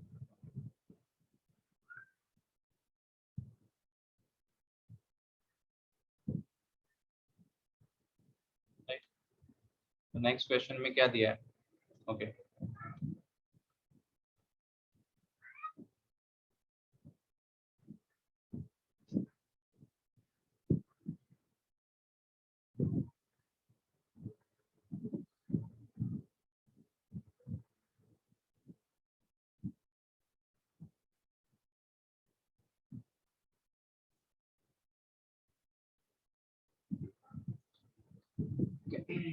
तो क्या है, the period of oscillation of a body of mass m1 suspended from A light spring is time t and the body of mass m2 is tied to the first body of the mass of the system is made to oscillate. The time period, the period of 2t. Okay, compare the masses m1 and m2. Okay,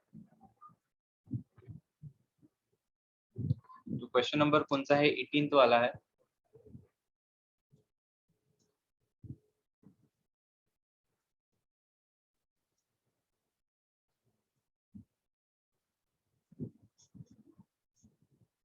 तो देखो यहाँ पे क्या दिया है, spring mass system है right, the period of oscillation of the body suspended right to a light spring.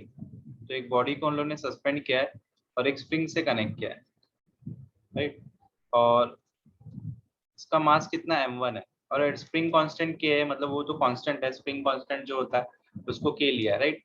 तो जब इसको हम लोग तो मतलब राइट, तो इसको जब हम लोग ऑसिलेट करेंगे तो ये कितने टाइम पीरियड से ऑसिलेट होगा, तो टाइम पीरियड का फॉर्मूला स्प्रिंग मास सिस्टम के लिए टाइम पीरियड का फॉर्मूला 2π√m/k होता है, याद रखना राइट। ये mass of the block right, और ये spring constant right.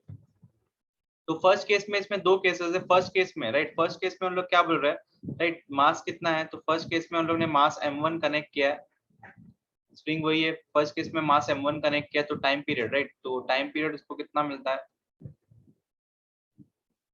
Time period जो है सपोज t1 मिलता है और उसका वैल्यू t दिया है राइट। टाइम पीरियड देखो, suspended from the time period is t when the body of mass m2 is tied to the first body and the system is made to oscillate and time period is 2t। अगर वही मास अभी इसके बाद मैं क्या करता हूँ और एक मास कनेक्ट कर देता हूँ m2 का, और तो नेट तो मतलब नेट मास कितना हो जाएगा m+m, तो टाइम पीरियड चेंज हो जाएगा अभी, तो time period second time period तो हम लोग बोलते हैं 2t हो जाता है राइट, 2t हो जाता है। और हम लोग बोल रहे हैं कि तो फाइंड करो रिलेशन m1 और m2 के बीच में क्या रिलेशन है, मेरे को फाइंड आउट करना है राइट। तो फर्स्ट टाइम पीरियड कैसे, फर्स्ट केस का टाइम पीरियड मेरे को क्या मिलेगा, t1 इज इक्वल टू 2π√, एक ही मास कनेक्ट किया था m1/k। सेकंड केस में क्या मिलता है, सेकंड केस में 2π√, मास अभी कितना हो गया m1 + m2 हो गया ना, √k तो स्प्रिंग तो वही है कांस्टेंट, स्प्रिंग कांस्टेंट तो k ही रहेगा। अभी इसमें टाइम पीरियड कितना था t था और इसमें टाइम पीरियड कितना था 2t था। अभी हम लोग क्या करेंगे, दोनों को डिवाइड करेंगे राइट, t1 और t को डिवाइड करेंगे तो t/2t इक्वल टू, डिवाइड करेंगे तो 2π कैंसिल आउट हो जाएगा और यहाँ पे m1/k बचेगा और यहाँ पे क्या बचेगा, m1 प्लस m2 बाय के बचेगा, राइट। अभी टेकिंग स्क्वायर रूट, तो स्क्वायर रूट ले लो, नहीं तो वैसे भी ये कैंसिल ही होगा के और के, राइट। तो स्क्वायर रूट ले लोगे तो T square, T sorry T तो वैसे भी कैंसिल होगा यहाँ पे, एक सेकेंड। तो स्क्वायर रूट लोगे तो 1/2, स्क्वायर रूट नहीं, स्क्वायरिंग, स्क्वायरिंग करेंगे तो मेरे को मिलेगा, और यहाँ पे क्या मिलेगा m1 अपॉन यहाँ पे क्या मिलेगा m1 plus m2, right. Okay, और हम लोग को फाइंड आउट क्या करना है यहाँ पे m1 plus m2, right, equal to 4m1, और इसको मैं m2 will be equal to कितना हो जाएगा 4 - 1 3m1। तो मतलब यहाँ पे m1 और m2 के बीच का रिलेशन है, राइट, 1/3। मतलब दोनों के बीच का रिलेशन मेरे को कितना मिलता है, m1 और m2 के बीच का रिलेशन मेरे को कितना मिला 1/3 मिलेगा। ओके, तो ये तुम लोगों का आंसर है, रिलेशन m1 और m2 के बीच का रिलेशन फाइंड आउट करना था, और वो हम लोग को कितना मिला m/3, राइट। ये सबको समझा? इसमें किसको कुछ डाउट है? हेलो, रिप्लाई करेंगे।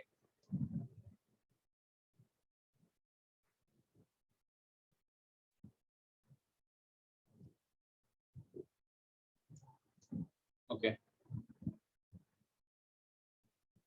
ये कौन सा क्वेश्चन था? क्वेश्चन नंबर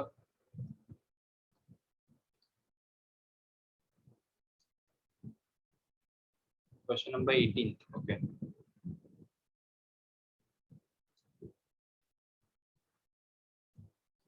तो 19th वाला देखो, the displacement of an oscillating particle is given by, तो मेरे को एक ऑसिलेटिंग पार्टिकल का क्वेश्चन नंबर 19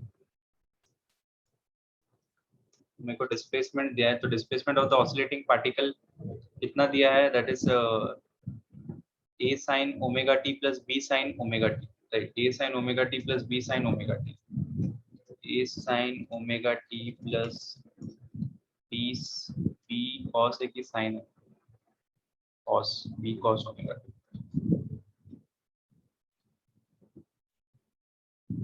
राइट, ये डिस्प्लेसमेंट दिया है, राइट। ओके, और मेरे को बोला है कि where a and b are constant, omega are constant, prove that the particle perform a linear SHM with amplitude, right, prove that, तो ये proof है, तो linear SHM with amplitude root of a is equal to root of a square plus b square, तो इतने amplitude के साथ वो SHM perform करता है। तो ये देखो composition of SHM का क्वेश्चन है, composition of SHM में हम लोगों ने देखा था, तो डिफरेंट फेज रहेगा, तो डिफरेंट फेज रहेगा, तो पार्टिकल जो है उसका रिजल्टेंट एम्पलीट्यूड मेरे को डिफरेंट मिलता है, राइट। तो इस केस में क्या होगा, इस केस में देखो ये जो फर्स्ट एसएचएम है पार्टिकल, इसमें दो एसएचएम है, ये फर्स्ट एसएचएम है और ये सेकंड एसएचएम है, राइट। ओके, अभी इसको हम लोग किससे कंपेयर करेंगे, राइट। अभी इसको दोनों को हम लोग को साइन में, क्योंकि बेसिकली हम लोग का एसएचएम का इक्वेशन साइन में रहता है, तो a sin omega t, right, और इसको b साइन के फॉर्म में लेना है, तो साइन ओमेगा t प्लस π/2 लिखना पड़ेगा, राइट।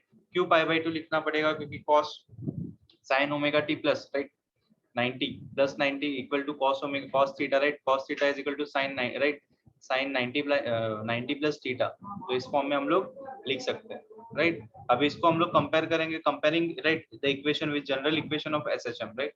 इसको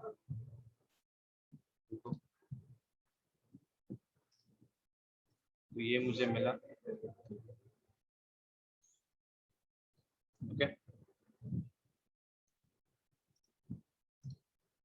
तो एसएचएम का इक्वेशन, तो general a sin omega T plus five, ये रिजल्टेंट इक्वेशन है, राइट। तो रिजल्टेंट इक्वेशन है, तो यहाँ पे नेट एम्पलीट्यूड तुम लोग देख रहे हो, राइट। तो ये दो एसएचएम है, तो नेट एम्पलीट्यूड तुम लोग देख रहे हो, तो दैट इज नथिंग बट, तो मेरे को a1 प्लस a2, राइट। तो a1 मेरे को यहाँ पे क्या मिला है, दो एम्पलीट्यूड मतलब दो ऐड हो रहे हैं, तो यहाँ से मेरे को सिंपली a1 का वैल्यू a मिल रहा है और a2 का वैल्यू कितना मिल रहा है, b मिल रहा है, a1 प्लस a2, और राइट। और इसमें फेज डिफरेंस देखो ना, π1 इनिशियल फेज इसमें कितना है, 0 है, और इसका इनिशियल फेज कितना है π2 का, π/2 है, ओके, राइट। और रिजल्टेंट एम्पलीट्यूड देखो, हम लोग को रिजल्टेंट एम्पलीट्यूड फाइंड आउट करना है, तो ए जो है ये रिजल्टेंट एम्पलीट्यूड, दोनों का रिजल्टेंट एम्पलीट्यूड, ये नेट रिजल्टेंट एसएचएम है, तो रिजल्टेंट एम्पलीट्यूड क्या है, ए है, और हम लोग को पता है resultant amplitude is given bye, हम लोग ने फॉर्मूला कंपोजिशन ऑफ एसएचएम में देखा है, resultant amplitude is given bye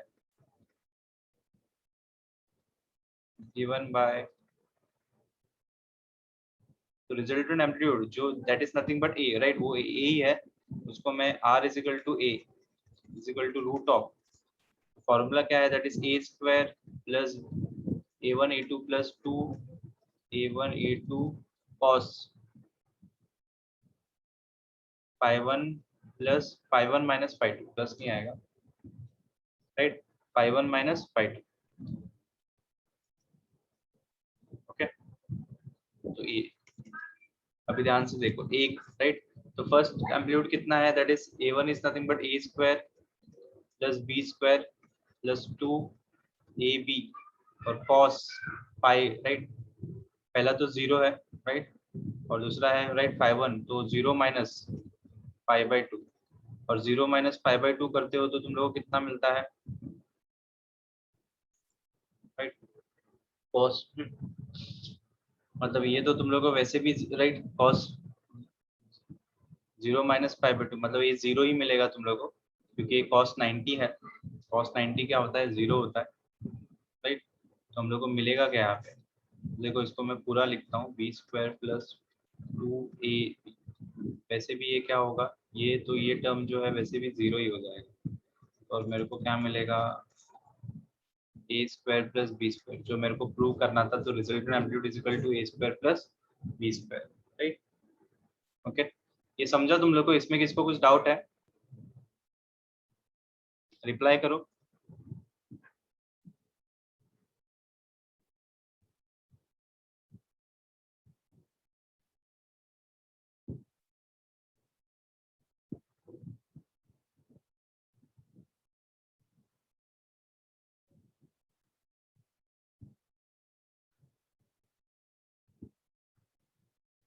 okay,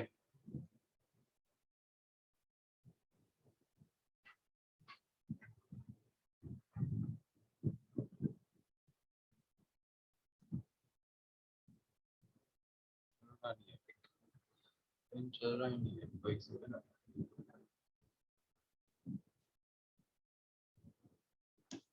कोई second,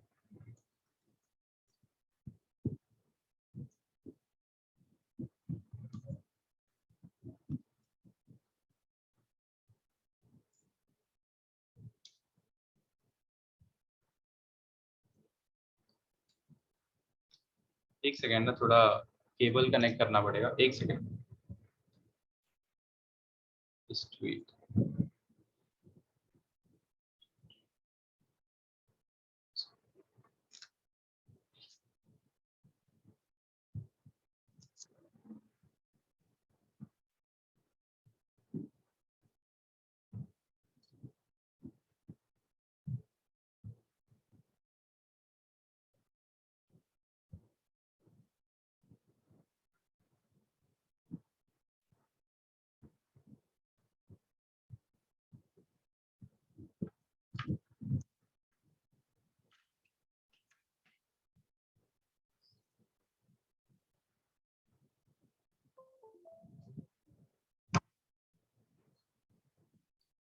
okay,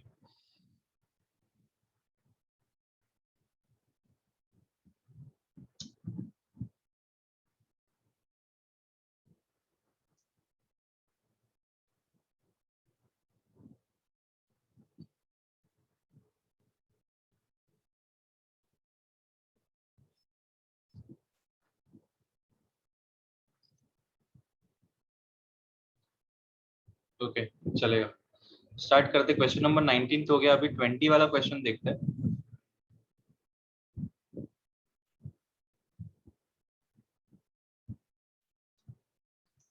question number 20,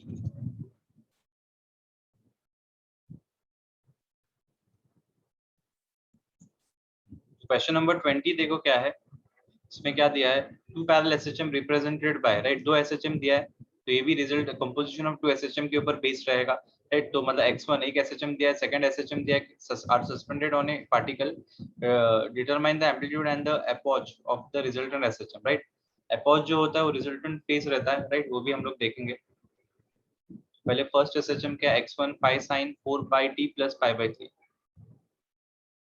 first SHM x is equal to 5 sin 4 pi t plus pi by 3। x2 कितना दिया है, x2 is 3 sin 4 pi t, 3 sin 4 pi t plus pi by कितना है, pi by 4 है, right. और हम लोग को रिजल्टेंट एम्पलीट्यूड फाइंड आउट करना है और resultant phase epoch of SHM मतलब, राइट, रिजल्टेंट इनिशियल फेज कितना होगा, राइट, रिजल्टेंट इनिशियल फेज कितना होगा वो हम लोग को फाइंड आउट करना है, राइट। अगर इसको इसको मैं रिजल्टेंट एसएचएम के इक्वेशन से कंपेयर करूंगा, that is x is equal to a sin omega t plus 5, राइट। तो इसमें a1 जैसे मैंने बताया था दोनों, राइट, रिजल्टेंट एम्पलीट्यूड x मिलता है, राइट, रिजल्टेंट एम्पलीट्यूड मेरे को क्या मिलता है, a मिलता है, राइट, रिजल्टेंट डिस्प्लेसमेंट x होता है, ओके।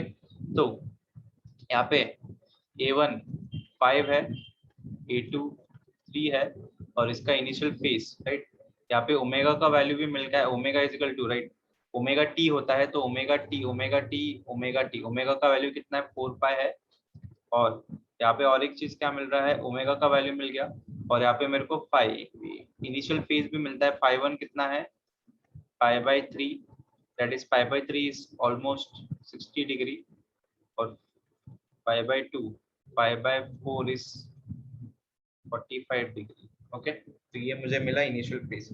तो रिजल्टेंट एम्पलीट्यूड तो निकालना बहुत ही इजी है, तो फॉर्मूला हम लोग को पता है। तो रिजल्टेंट एम्पलीट्यूड का formula root of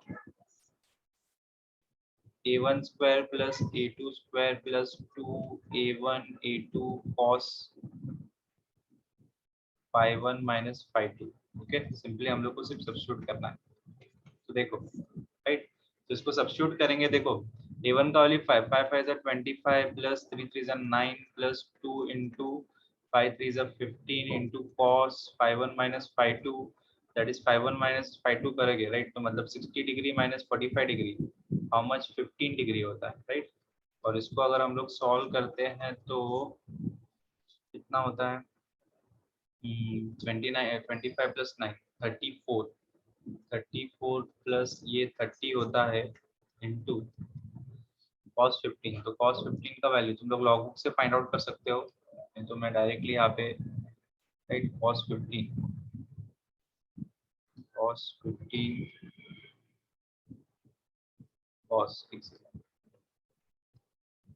0 point, right, cos 15 ये तो 0.965, तो मतलब 0.965 ये मुझे वैल्यू मिला, राइट। और इसको अगर तुम लोग सॉल्व करते हो इंटू 30, 0.965 इंटू 30 प्लस 34, तो r is equal to root of कितना आता है 62.95, और इसका स्क्वायर रूट निकालोगे, तो मुझे 7.93 राइट, ये रिजल्टेंट एम्पलीट्यूड मेरे को मिलेगा, राइट, जो भी जिसमें भी दिया रहेगा उसमें हम लोग को मिलेगा, ओके। तो ये वाला, राइट, तो ये वाला क्वेश्चन सबको समझा,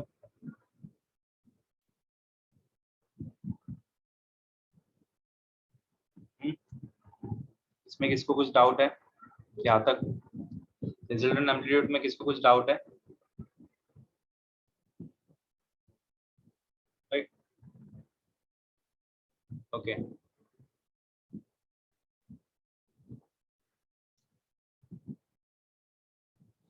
अभी देखो हम लोग को epoch of SHM, epoch is nothing but initial phase of the resultant, right, resultant मतलब इनिशियल फेज, ये जो 5, राइट, ये हम लोग को फाइंड आउट करना है, तो इनिशियल फेज इसको हम लोग रो के फॉर्म में भी लिख सकते हैं, राइट, डेल्टा के फॉर्म में।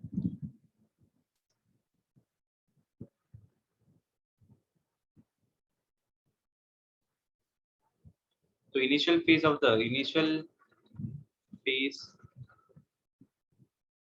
The of the resultant SHM, initial phase of the resultant SHM. तो resultant SHM का इनिशियल फेज कितना होगा, राइट? तो उसके लिए फॉर्मूला, तो delta is equal to tan inverse root of the bracket a at a1 sin phi1 plus a2 sin phi2 upon a1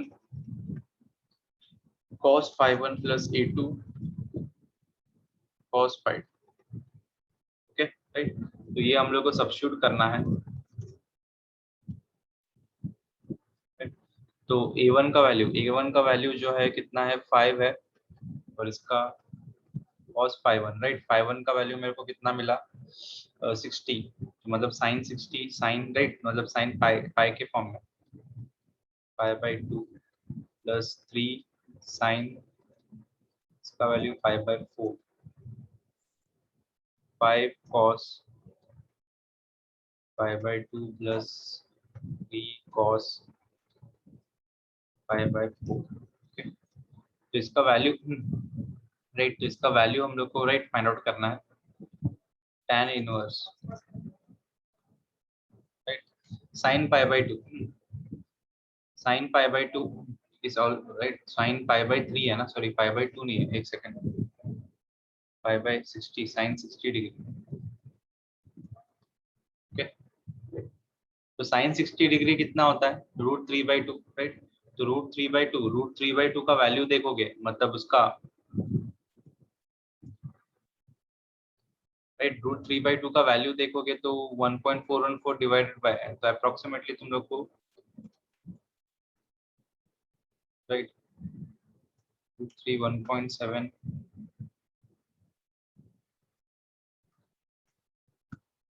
divided by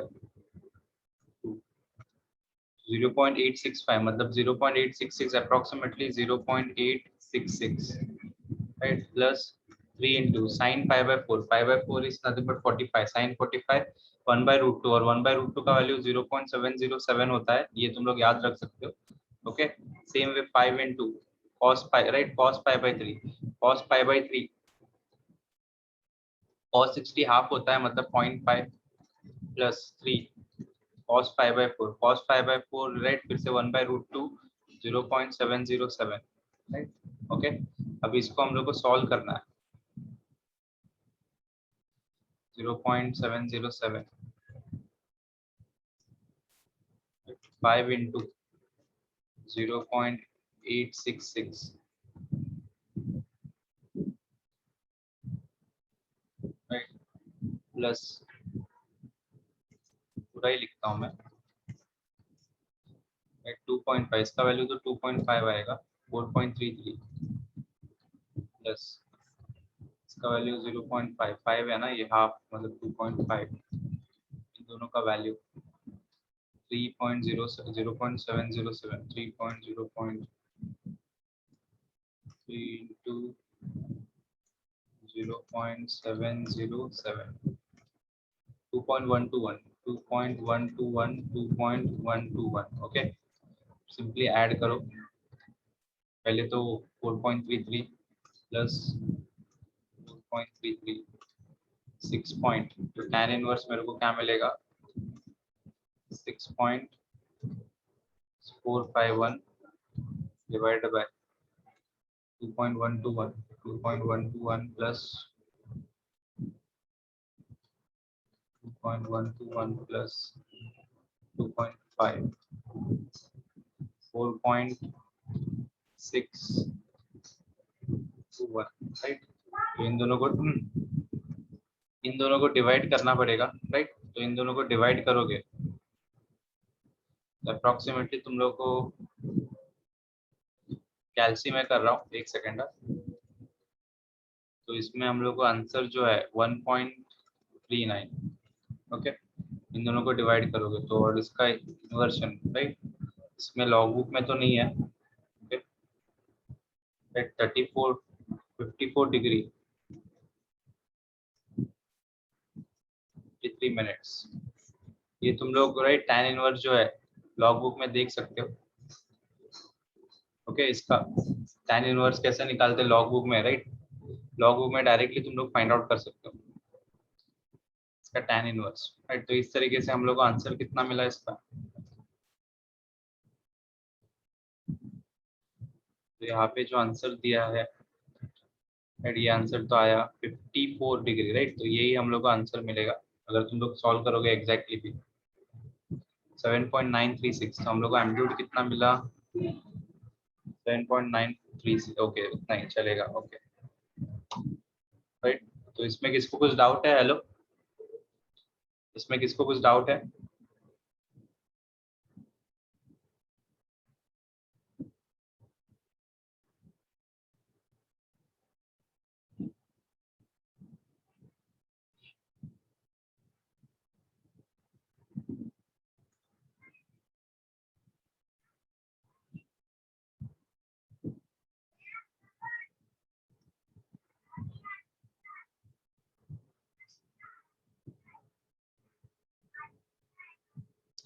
board में use करने देते हैं, जेई मेन में लॉग बुक यूज करने नहीं देते।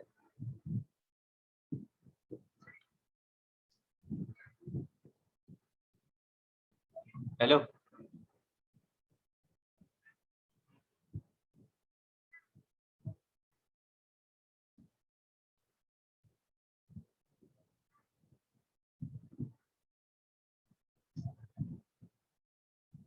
नहीं एंट्रेंस में, जेई मेंस और नीट में तो लॉग बुक अलाउड नहीं है, लॉग बुक तुम लोग यूज नहीं कर सकते, लॉग बुक तुम लोग को देते ही नहीं, राइट, रहता नहीं है, राइट। सीईटी में भी नहीं देते। देखो, जब तुम लोग को जिस टाइप का क्वेश्चन आता है, मतलब उसके लिए तुम लोग को इतना कॉम्प्लिकेटेड कैलकुलेशन नहीं रहेगा, सिंपल कैलकुलेशन रहेंगे जो तुम लोग कर सकते हो, उसमें लॉग बुक यूज नहीं, राइट, लॉग बुक का यूज नहीं होगा, राइट। तो इतना कॉम्प्लिकेटेड कैलकुलेशन नहीं आता। हाँ, बोर्ड एग्जाम में तुम लोग को यूज करने देते हैं, तो तुम लोग का जो बोर्ड एग्जाम रहता है महाराष्ट्र बोर्ड, वहाँ पे तुम लोग को इतने बड़े बड़े ऐसे कैलकुलेशन रहता है, तो इस कैलकुलेशन में तुम लोग को तो लॉग बुक लगेगा, log book right, log book तो लगेगा ही, राइट। तो वो यूज करने देते तुम लोग को, याद रखो। लेकिन एंट्रेंस में इतने बड़े बड़े कैलकुलेशंस नहीं आते, राइट। इतना बड़ा कैलकुलेशन रहेगा तो पेपर खत्म ही नहीं होगा ना, राइट। तो और हम लोग को क्वेश्चन सॉल्व करने के लिए भी कब 3-4 मिनट्स ही रहते हैं, एक क्वेश्चन के लिए 3-4 मिनट्स रहता है, राइट। उसमें हम लोग को, वो उसमें लॉजिकल क्वेश्चंस रहता है, लॉजिकल क्वेश्चंस रहता है और उस कंसेप्चुअल क्वेश्चंस रहता है, राइट। इसमें लेंथी क्वेश्चंस नहीं रहता है, ओके। तो ये समझा सबको, इसमें किसको कुछ डाउट है?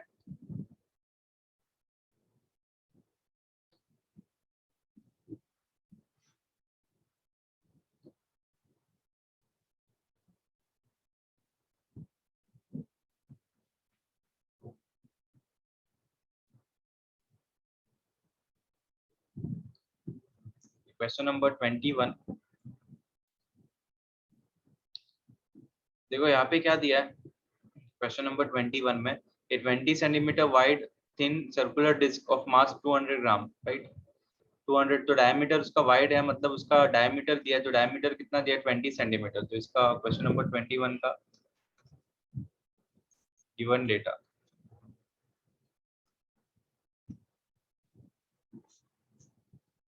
डायमीटर, तो डायमीटर कितना दिया है 20 सेंटीमीटर, ओके, 20 सेंटीमीटर। और रेडियस, तो इसका रेडियस कितना हो जाएगा 10 सेंटीमीटर मिल गया, ओके, राइट। और यहाँ पे मास भी दिया था, तो मास कितना दिया है, mass 200 gram is suspended to a rigid support, mass 200 gram, 200 gram, इसको हम लोग केजी में कन्वर्ट करेंगे तो मेरे को कितना मिलेगा 200 इंटू 10⁻³ और इसको ही हम लोग 0.2 केजी के फॉर्म में लिख सकते हैं, right, okay.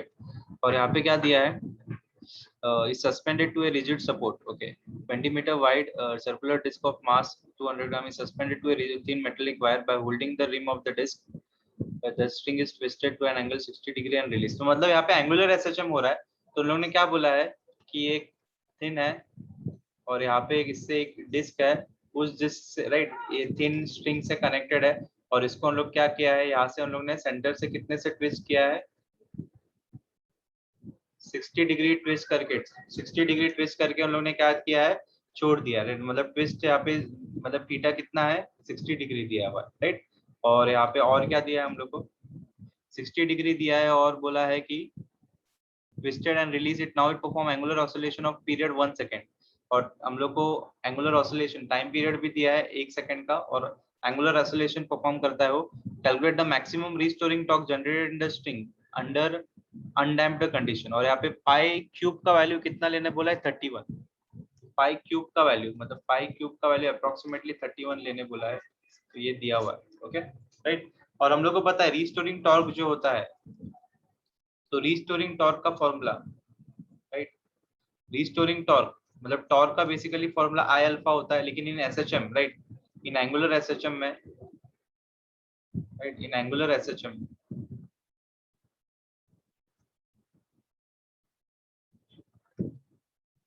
Right, angular SHM में इसको हम लोग, राइट, टॉर्क जो है ये तो आई रहेगा। ओमेगा को हम लोग क्या लिख, राइट, अल्फा को हम लोग क्या लिख सकते हैं, और alpha is nothing but,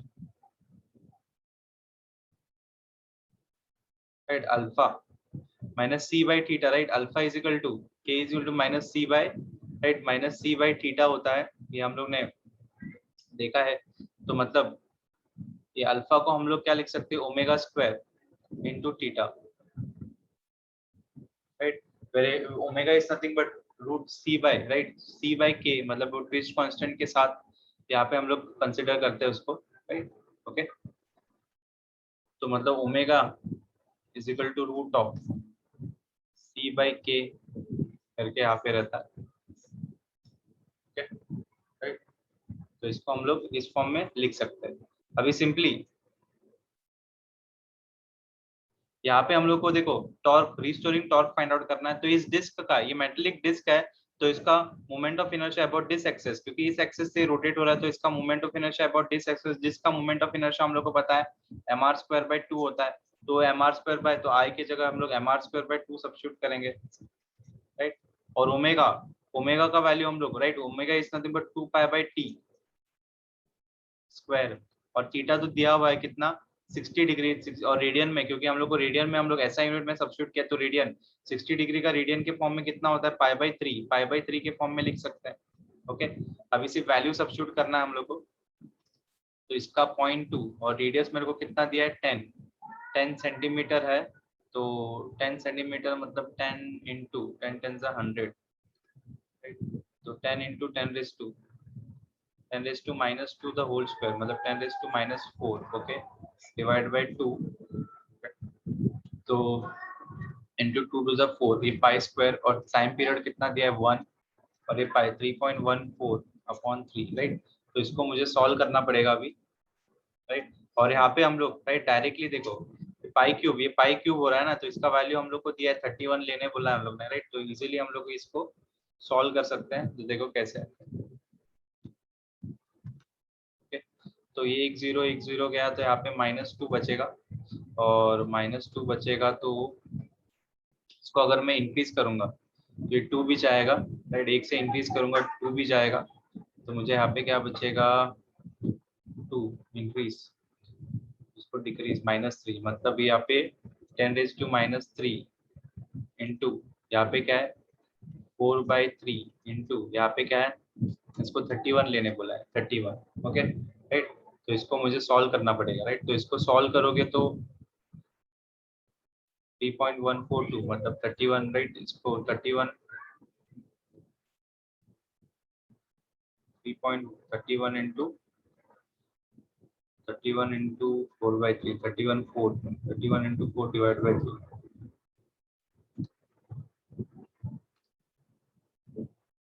31 into 4 divide by 3, 41.33, right, 41.33, right, 41.33 है।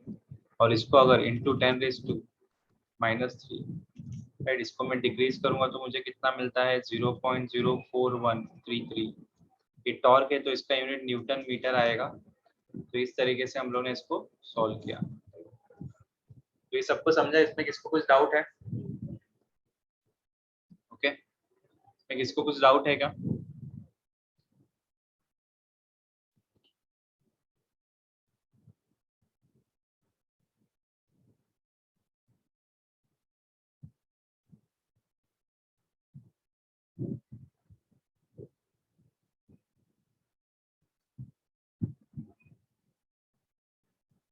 सिर्फ एंगुलर एसएचएम का फॉर्मूला सब्स्टिट्यूट किया है और कुछ नहीं, क्योंकि एंगुलर एसएचएम का हम लोग को टॉर्क फाइंड आउट करने बोला था।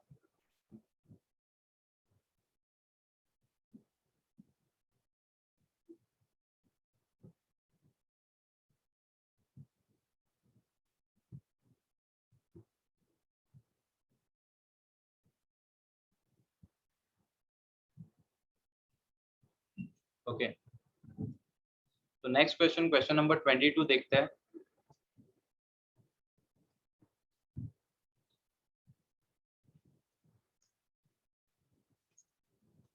देखो गिवन डेटा, तो गिवन डेटा यहाँ पे क्या दिया है हम लोगों को, find the number of oscillation perform पर मिनट, राइट। ऑसिलेशन परफॉर्म पर मिनट मतलब नंबर ऑफ ऑसिलेशन, मतलब मेरे को फ्रीक्वेंसी फाइंड आउट करना है, राइट।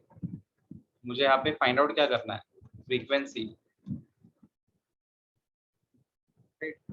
तो फ्रीक्वेंसी मेरे को फाइंड आउट करना है, राइट, इन पर मिनट, राइट, पर मिनट, लेकिन पर मिनट में, ओके। और मुझे क्या दिया है,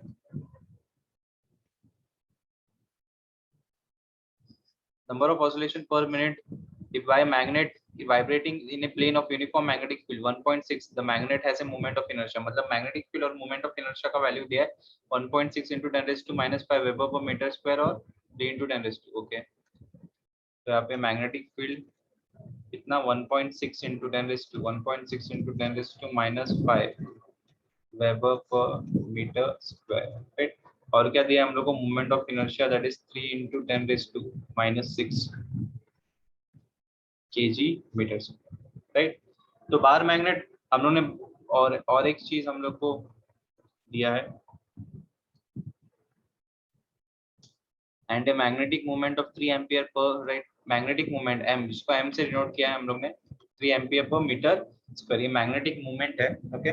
m वहां पे हम लोग ने डेरिवेशन में हम लोग ने म्यू के फॉर्म में लिया था मैग्नेटिक मोमेंट, राइट। यहाँ पे हम लोग ने कौन से सिंबल में m के फॉर्म में दिया, तो हम लोग m लेंगे, ओके। टाइम पीरियड का फॉर्मूला है ना, magnet, right, oscillating in an uniform magnetic field, तो टाइम पीरियड का फॉर्मूला क्या था, 2 pi root of, right, I by moment of inertia upon magnet, right, mb, where m is magnetic moment, b is magnetic field, right. और हम लोग को find out क्या करना है, फ्रीक्वेंसी फाइंड आउट करना है ना, तो इसका रेसिप्रोकल लेंगे, तो 1/2 पाई रूट ऑफ क्या मिलता है मेरे को, mb अपॉन I मिलेगा, राइट। सिंपली अभी हम लोग क्या करेंगे, वैल्यू सब्स्टिट्यूट करेंगे, 1/2 इंटू 3.14, राइट, 142 इंटू m का वैल्यू कितना 3, b का वैल्यू 1.6 इंटू 10 रेज टू -5 और I का value 3 into 10 raise to -6, okay. तो मतलब ये 3 3 कैंसिल, तो हम लोग को क्या मिलेगा, 2 1 upon 2 to 4 4 to 8 2 6 into 3 cancel, मतलब ये ऊपर जाएगा, तो मतलब 1.6 इंटू ये प्लस 6 6 माइनस 5 1, तो मतलब ये 10, मतलब ये 10 हो गया, तो 16, मतलब ये सिंपली क्या हो जाएगा 16, तो 16 का स्क्वायर रूट 4, मतलब 4 divided by 6.284, at 4 divided by 6.284, so 4 divided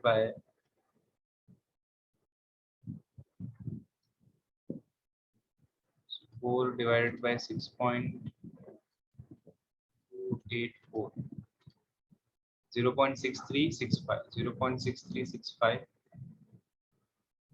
जिसका आंसर जो है 0.6365, राइट। अभी ये रोटेशन, राइट, ये रोटेशन पर सेकंड हो गया, ध्यान से सुनना, राइट। ये क्या है, रोटेशन पर सेकंड, हम लोग को रोटेशन पर मिनट फाइंड आउट करना है, राइट। तो एक सेकंड में कम रोटेशन करेगा, तो एक राइट, राइट, एक सेकंड में इतना रोटेशन करेगा, अगर एक सेकंड में इतना रोटेशन कर रहा है तो, राइट, तो मिनट में कितना करेगा, राइट। रोटेशन पर मिनट मेरे को फाइंड आउट करना है, तो हम लोग किससे मल्टीप्लाई करेंगे इसको, 60 से मल्टीप्लाई करेंगे। जब 60 से मल्टीप्लाई करेंगे, ये रोटेशन पर सेकंड है, हम लोग को रोटेशन पर मिनट निकालना है। तो 6.6365 मल्टीप्लाई बाय 60 करो, तो रोटेशन पर मिनट मिलेगा मेरे को, आरपीएम में मिल जाएगा, राइट।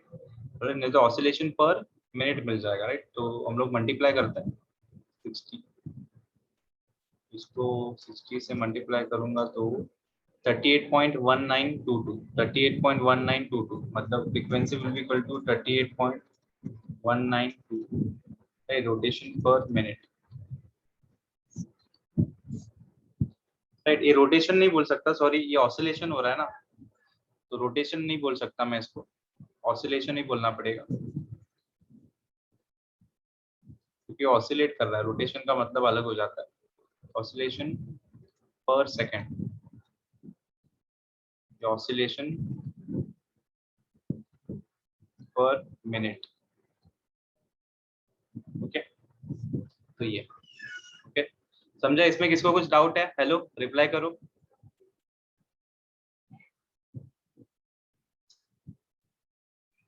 Okay,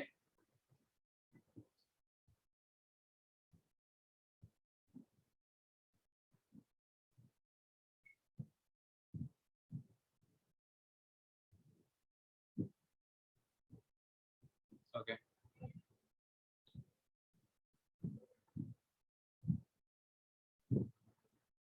okay. तो अभी अभी हम लोग कितने क्वेश्चंस बाकी है, एक सेकंड, आ गया वो, चलेगा, नेक्स्ट लेक्चर में करते, ओके, चलेगा। तो एक दो क्वेश्चन बाकी रहेगा हम लोग का, बाकी सब तो हो गया, राइट। तो ये चैप्टर ऑलमोस्ट कंप्लीट हो गया, तुम लोग का कंप्लीट ही हो गया। तो नेक्स्ट लेक्चर में हम लोग एक नया चैप्टर स्टार्ट करेंगे, राइट। तो यहाँ तक, यहाँ पे कुछ भी डाउट है तो तुम लोग पूछ सकते हो। और एक चीज बताना था कि फेसबुक जो है, मैंने बताया था तुम लोग को, जो नोट्स लिखा है वो मेरे को बताओ, राइट। आज सब लोग व्हाट्सएप करोगे और मुझे बताओगे कहाँ तक लिख के हो गया है, इसका भी जितना भी हो गया है वो लिख के बताओ, राइट। तो मैं बोल रहा हूँ 3-4 दिन से बोल रहा हूँ, लेकिन कोई भेज रहा नहीं है, राइट। तो आज याद से भेजना सब लोग, राइट। तो आज मैं चेक करूंगा, ओके।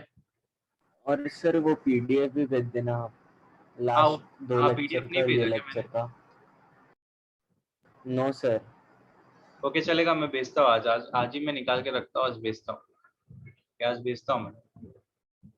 तो इस लेक्चर का भी भेज दूंगा, तो तीनों लेक्चर का साथ में भेज दूंगा, तो मतलब आज जहाँ तक हुआ है साथ में ही भेज देता हूँ, ओके, चलेगा।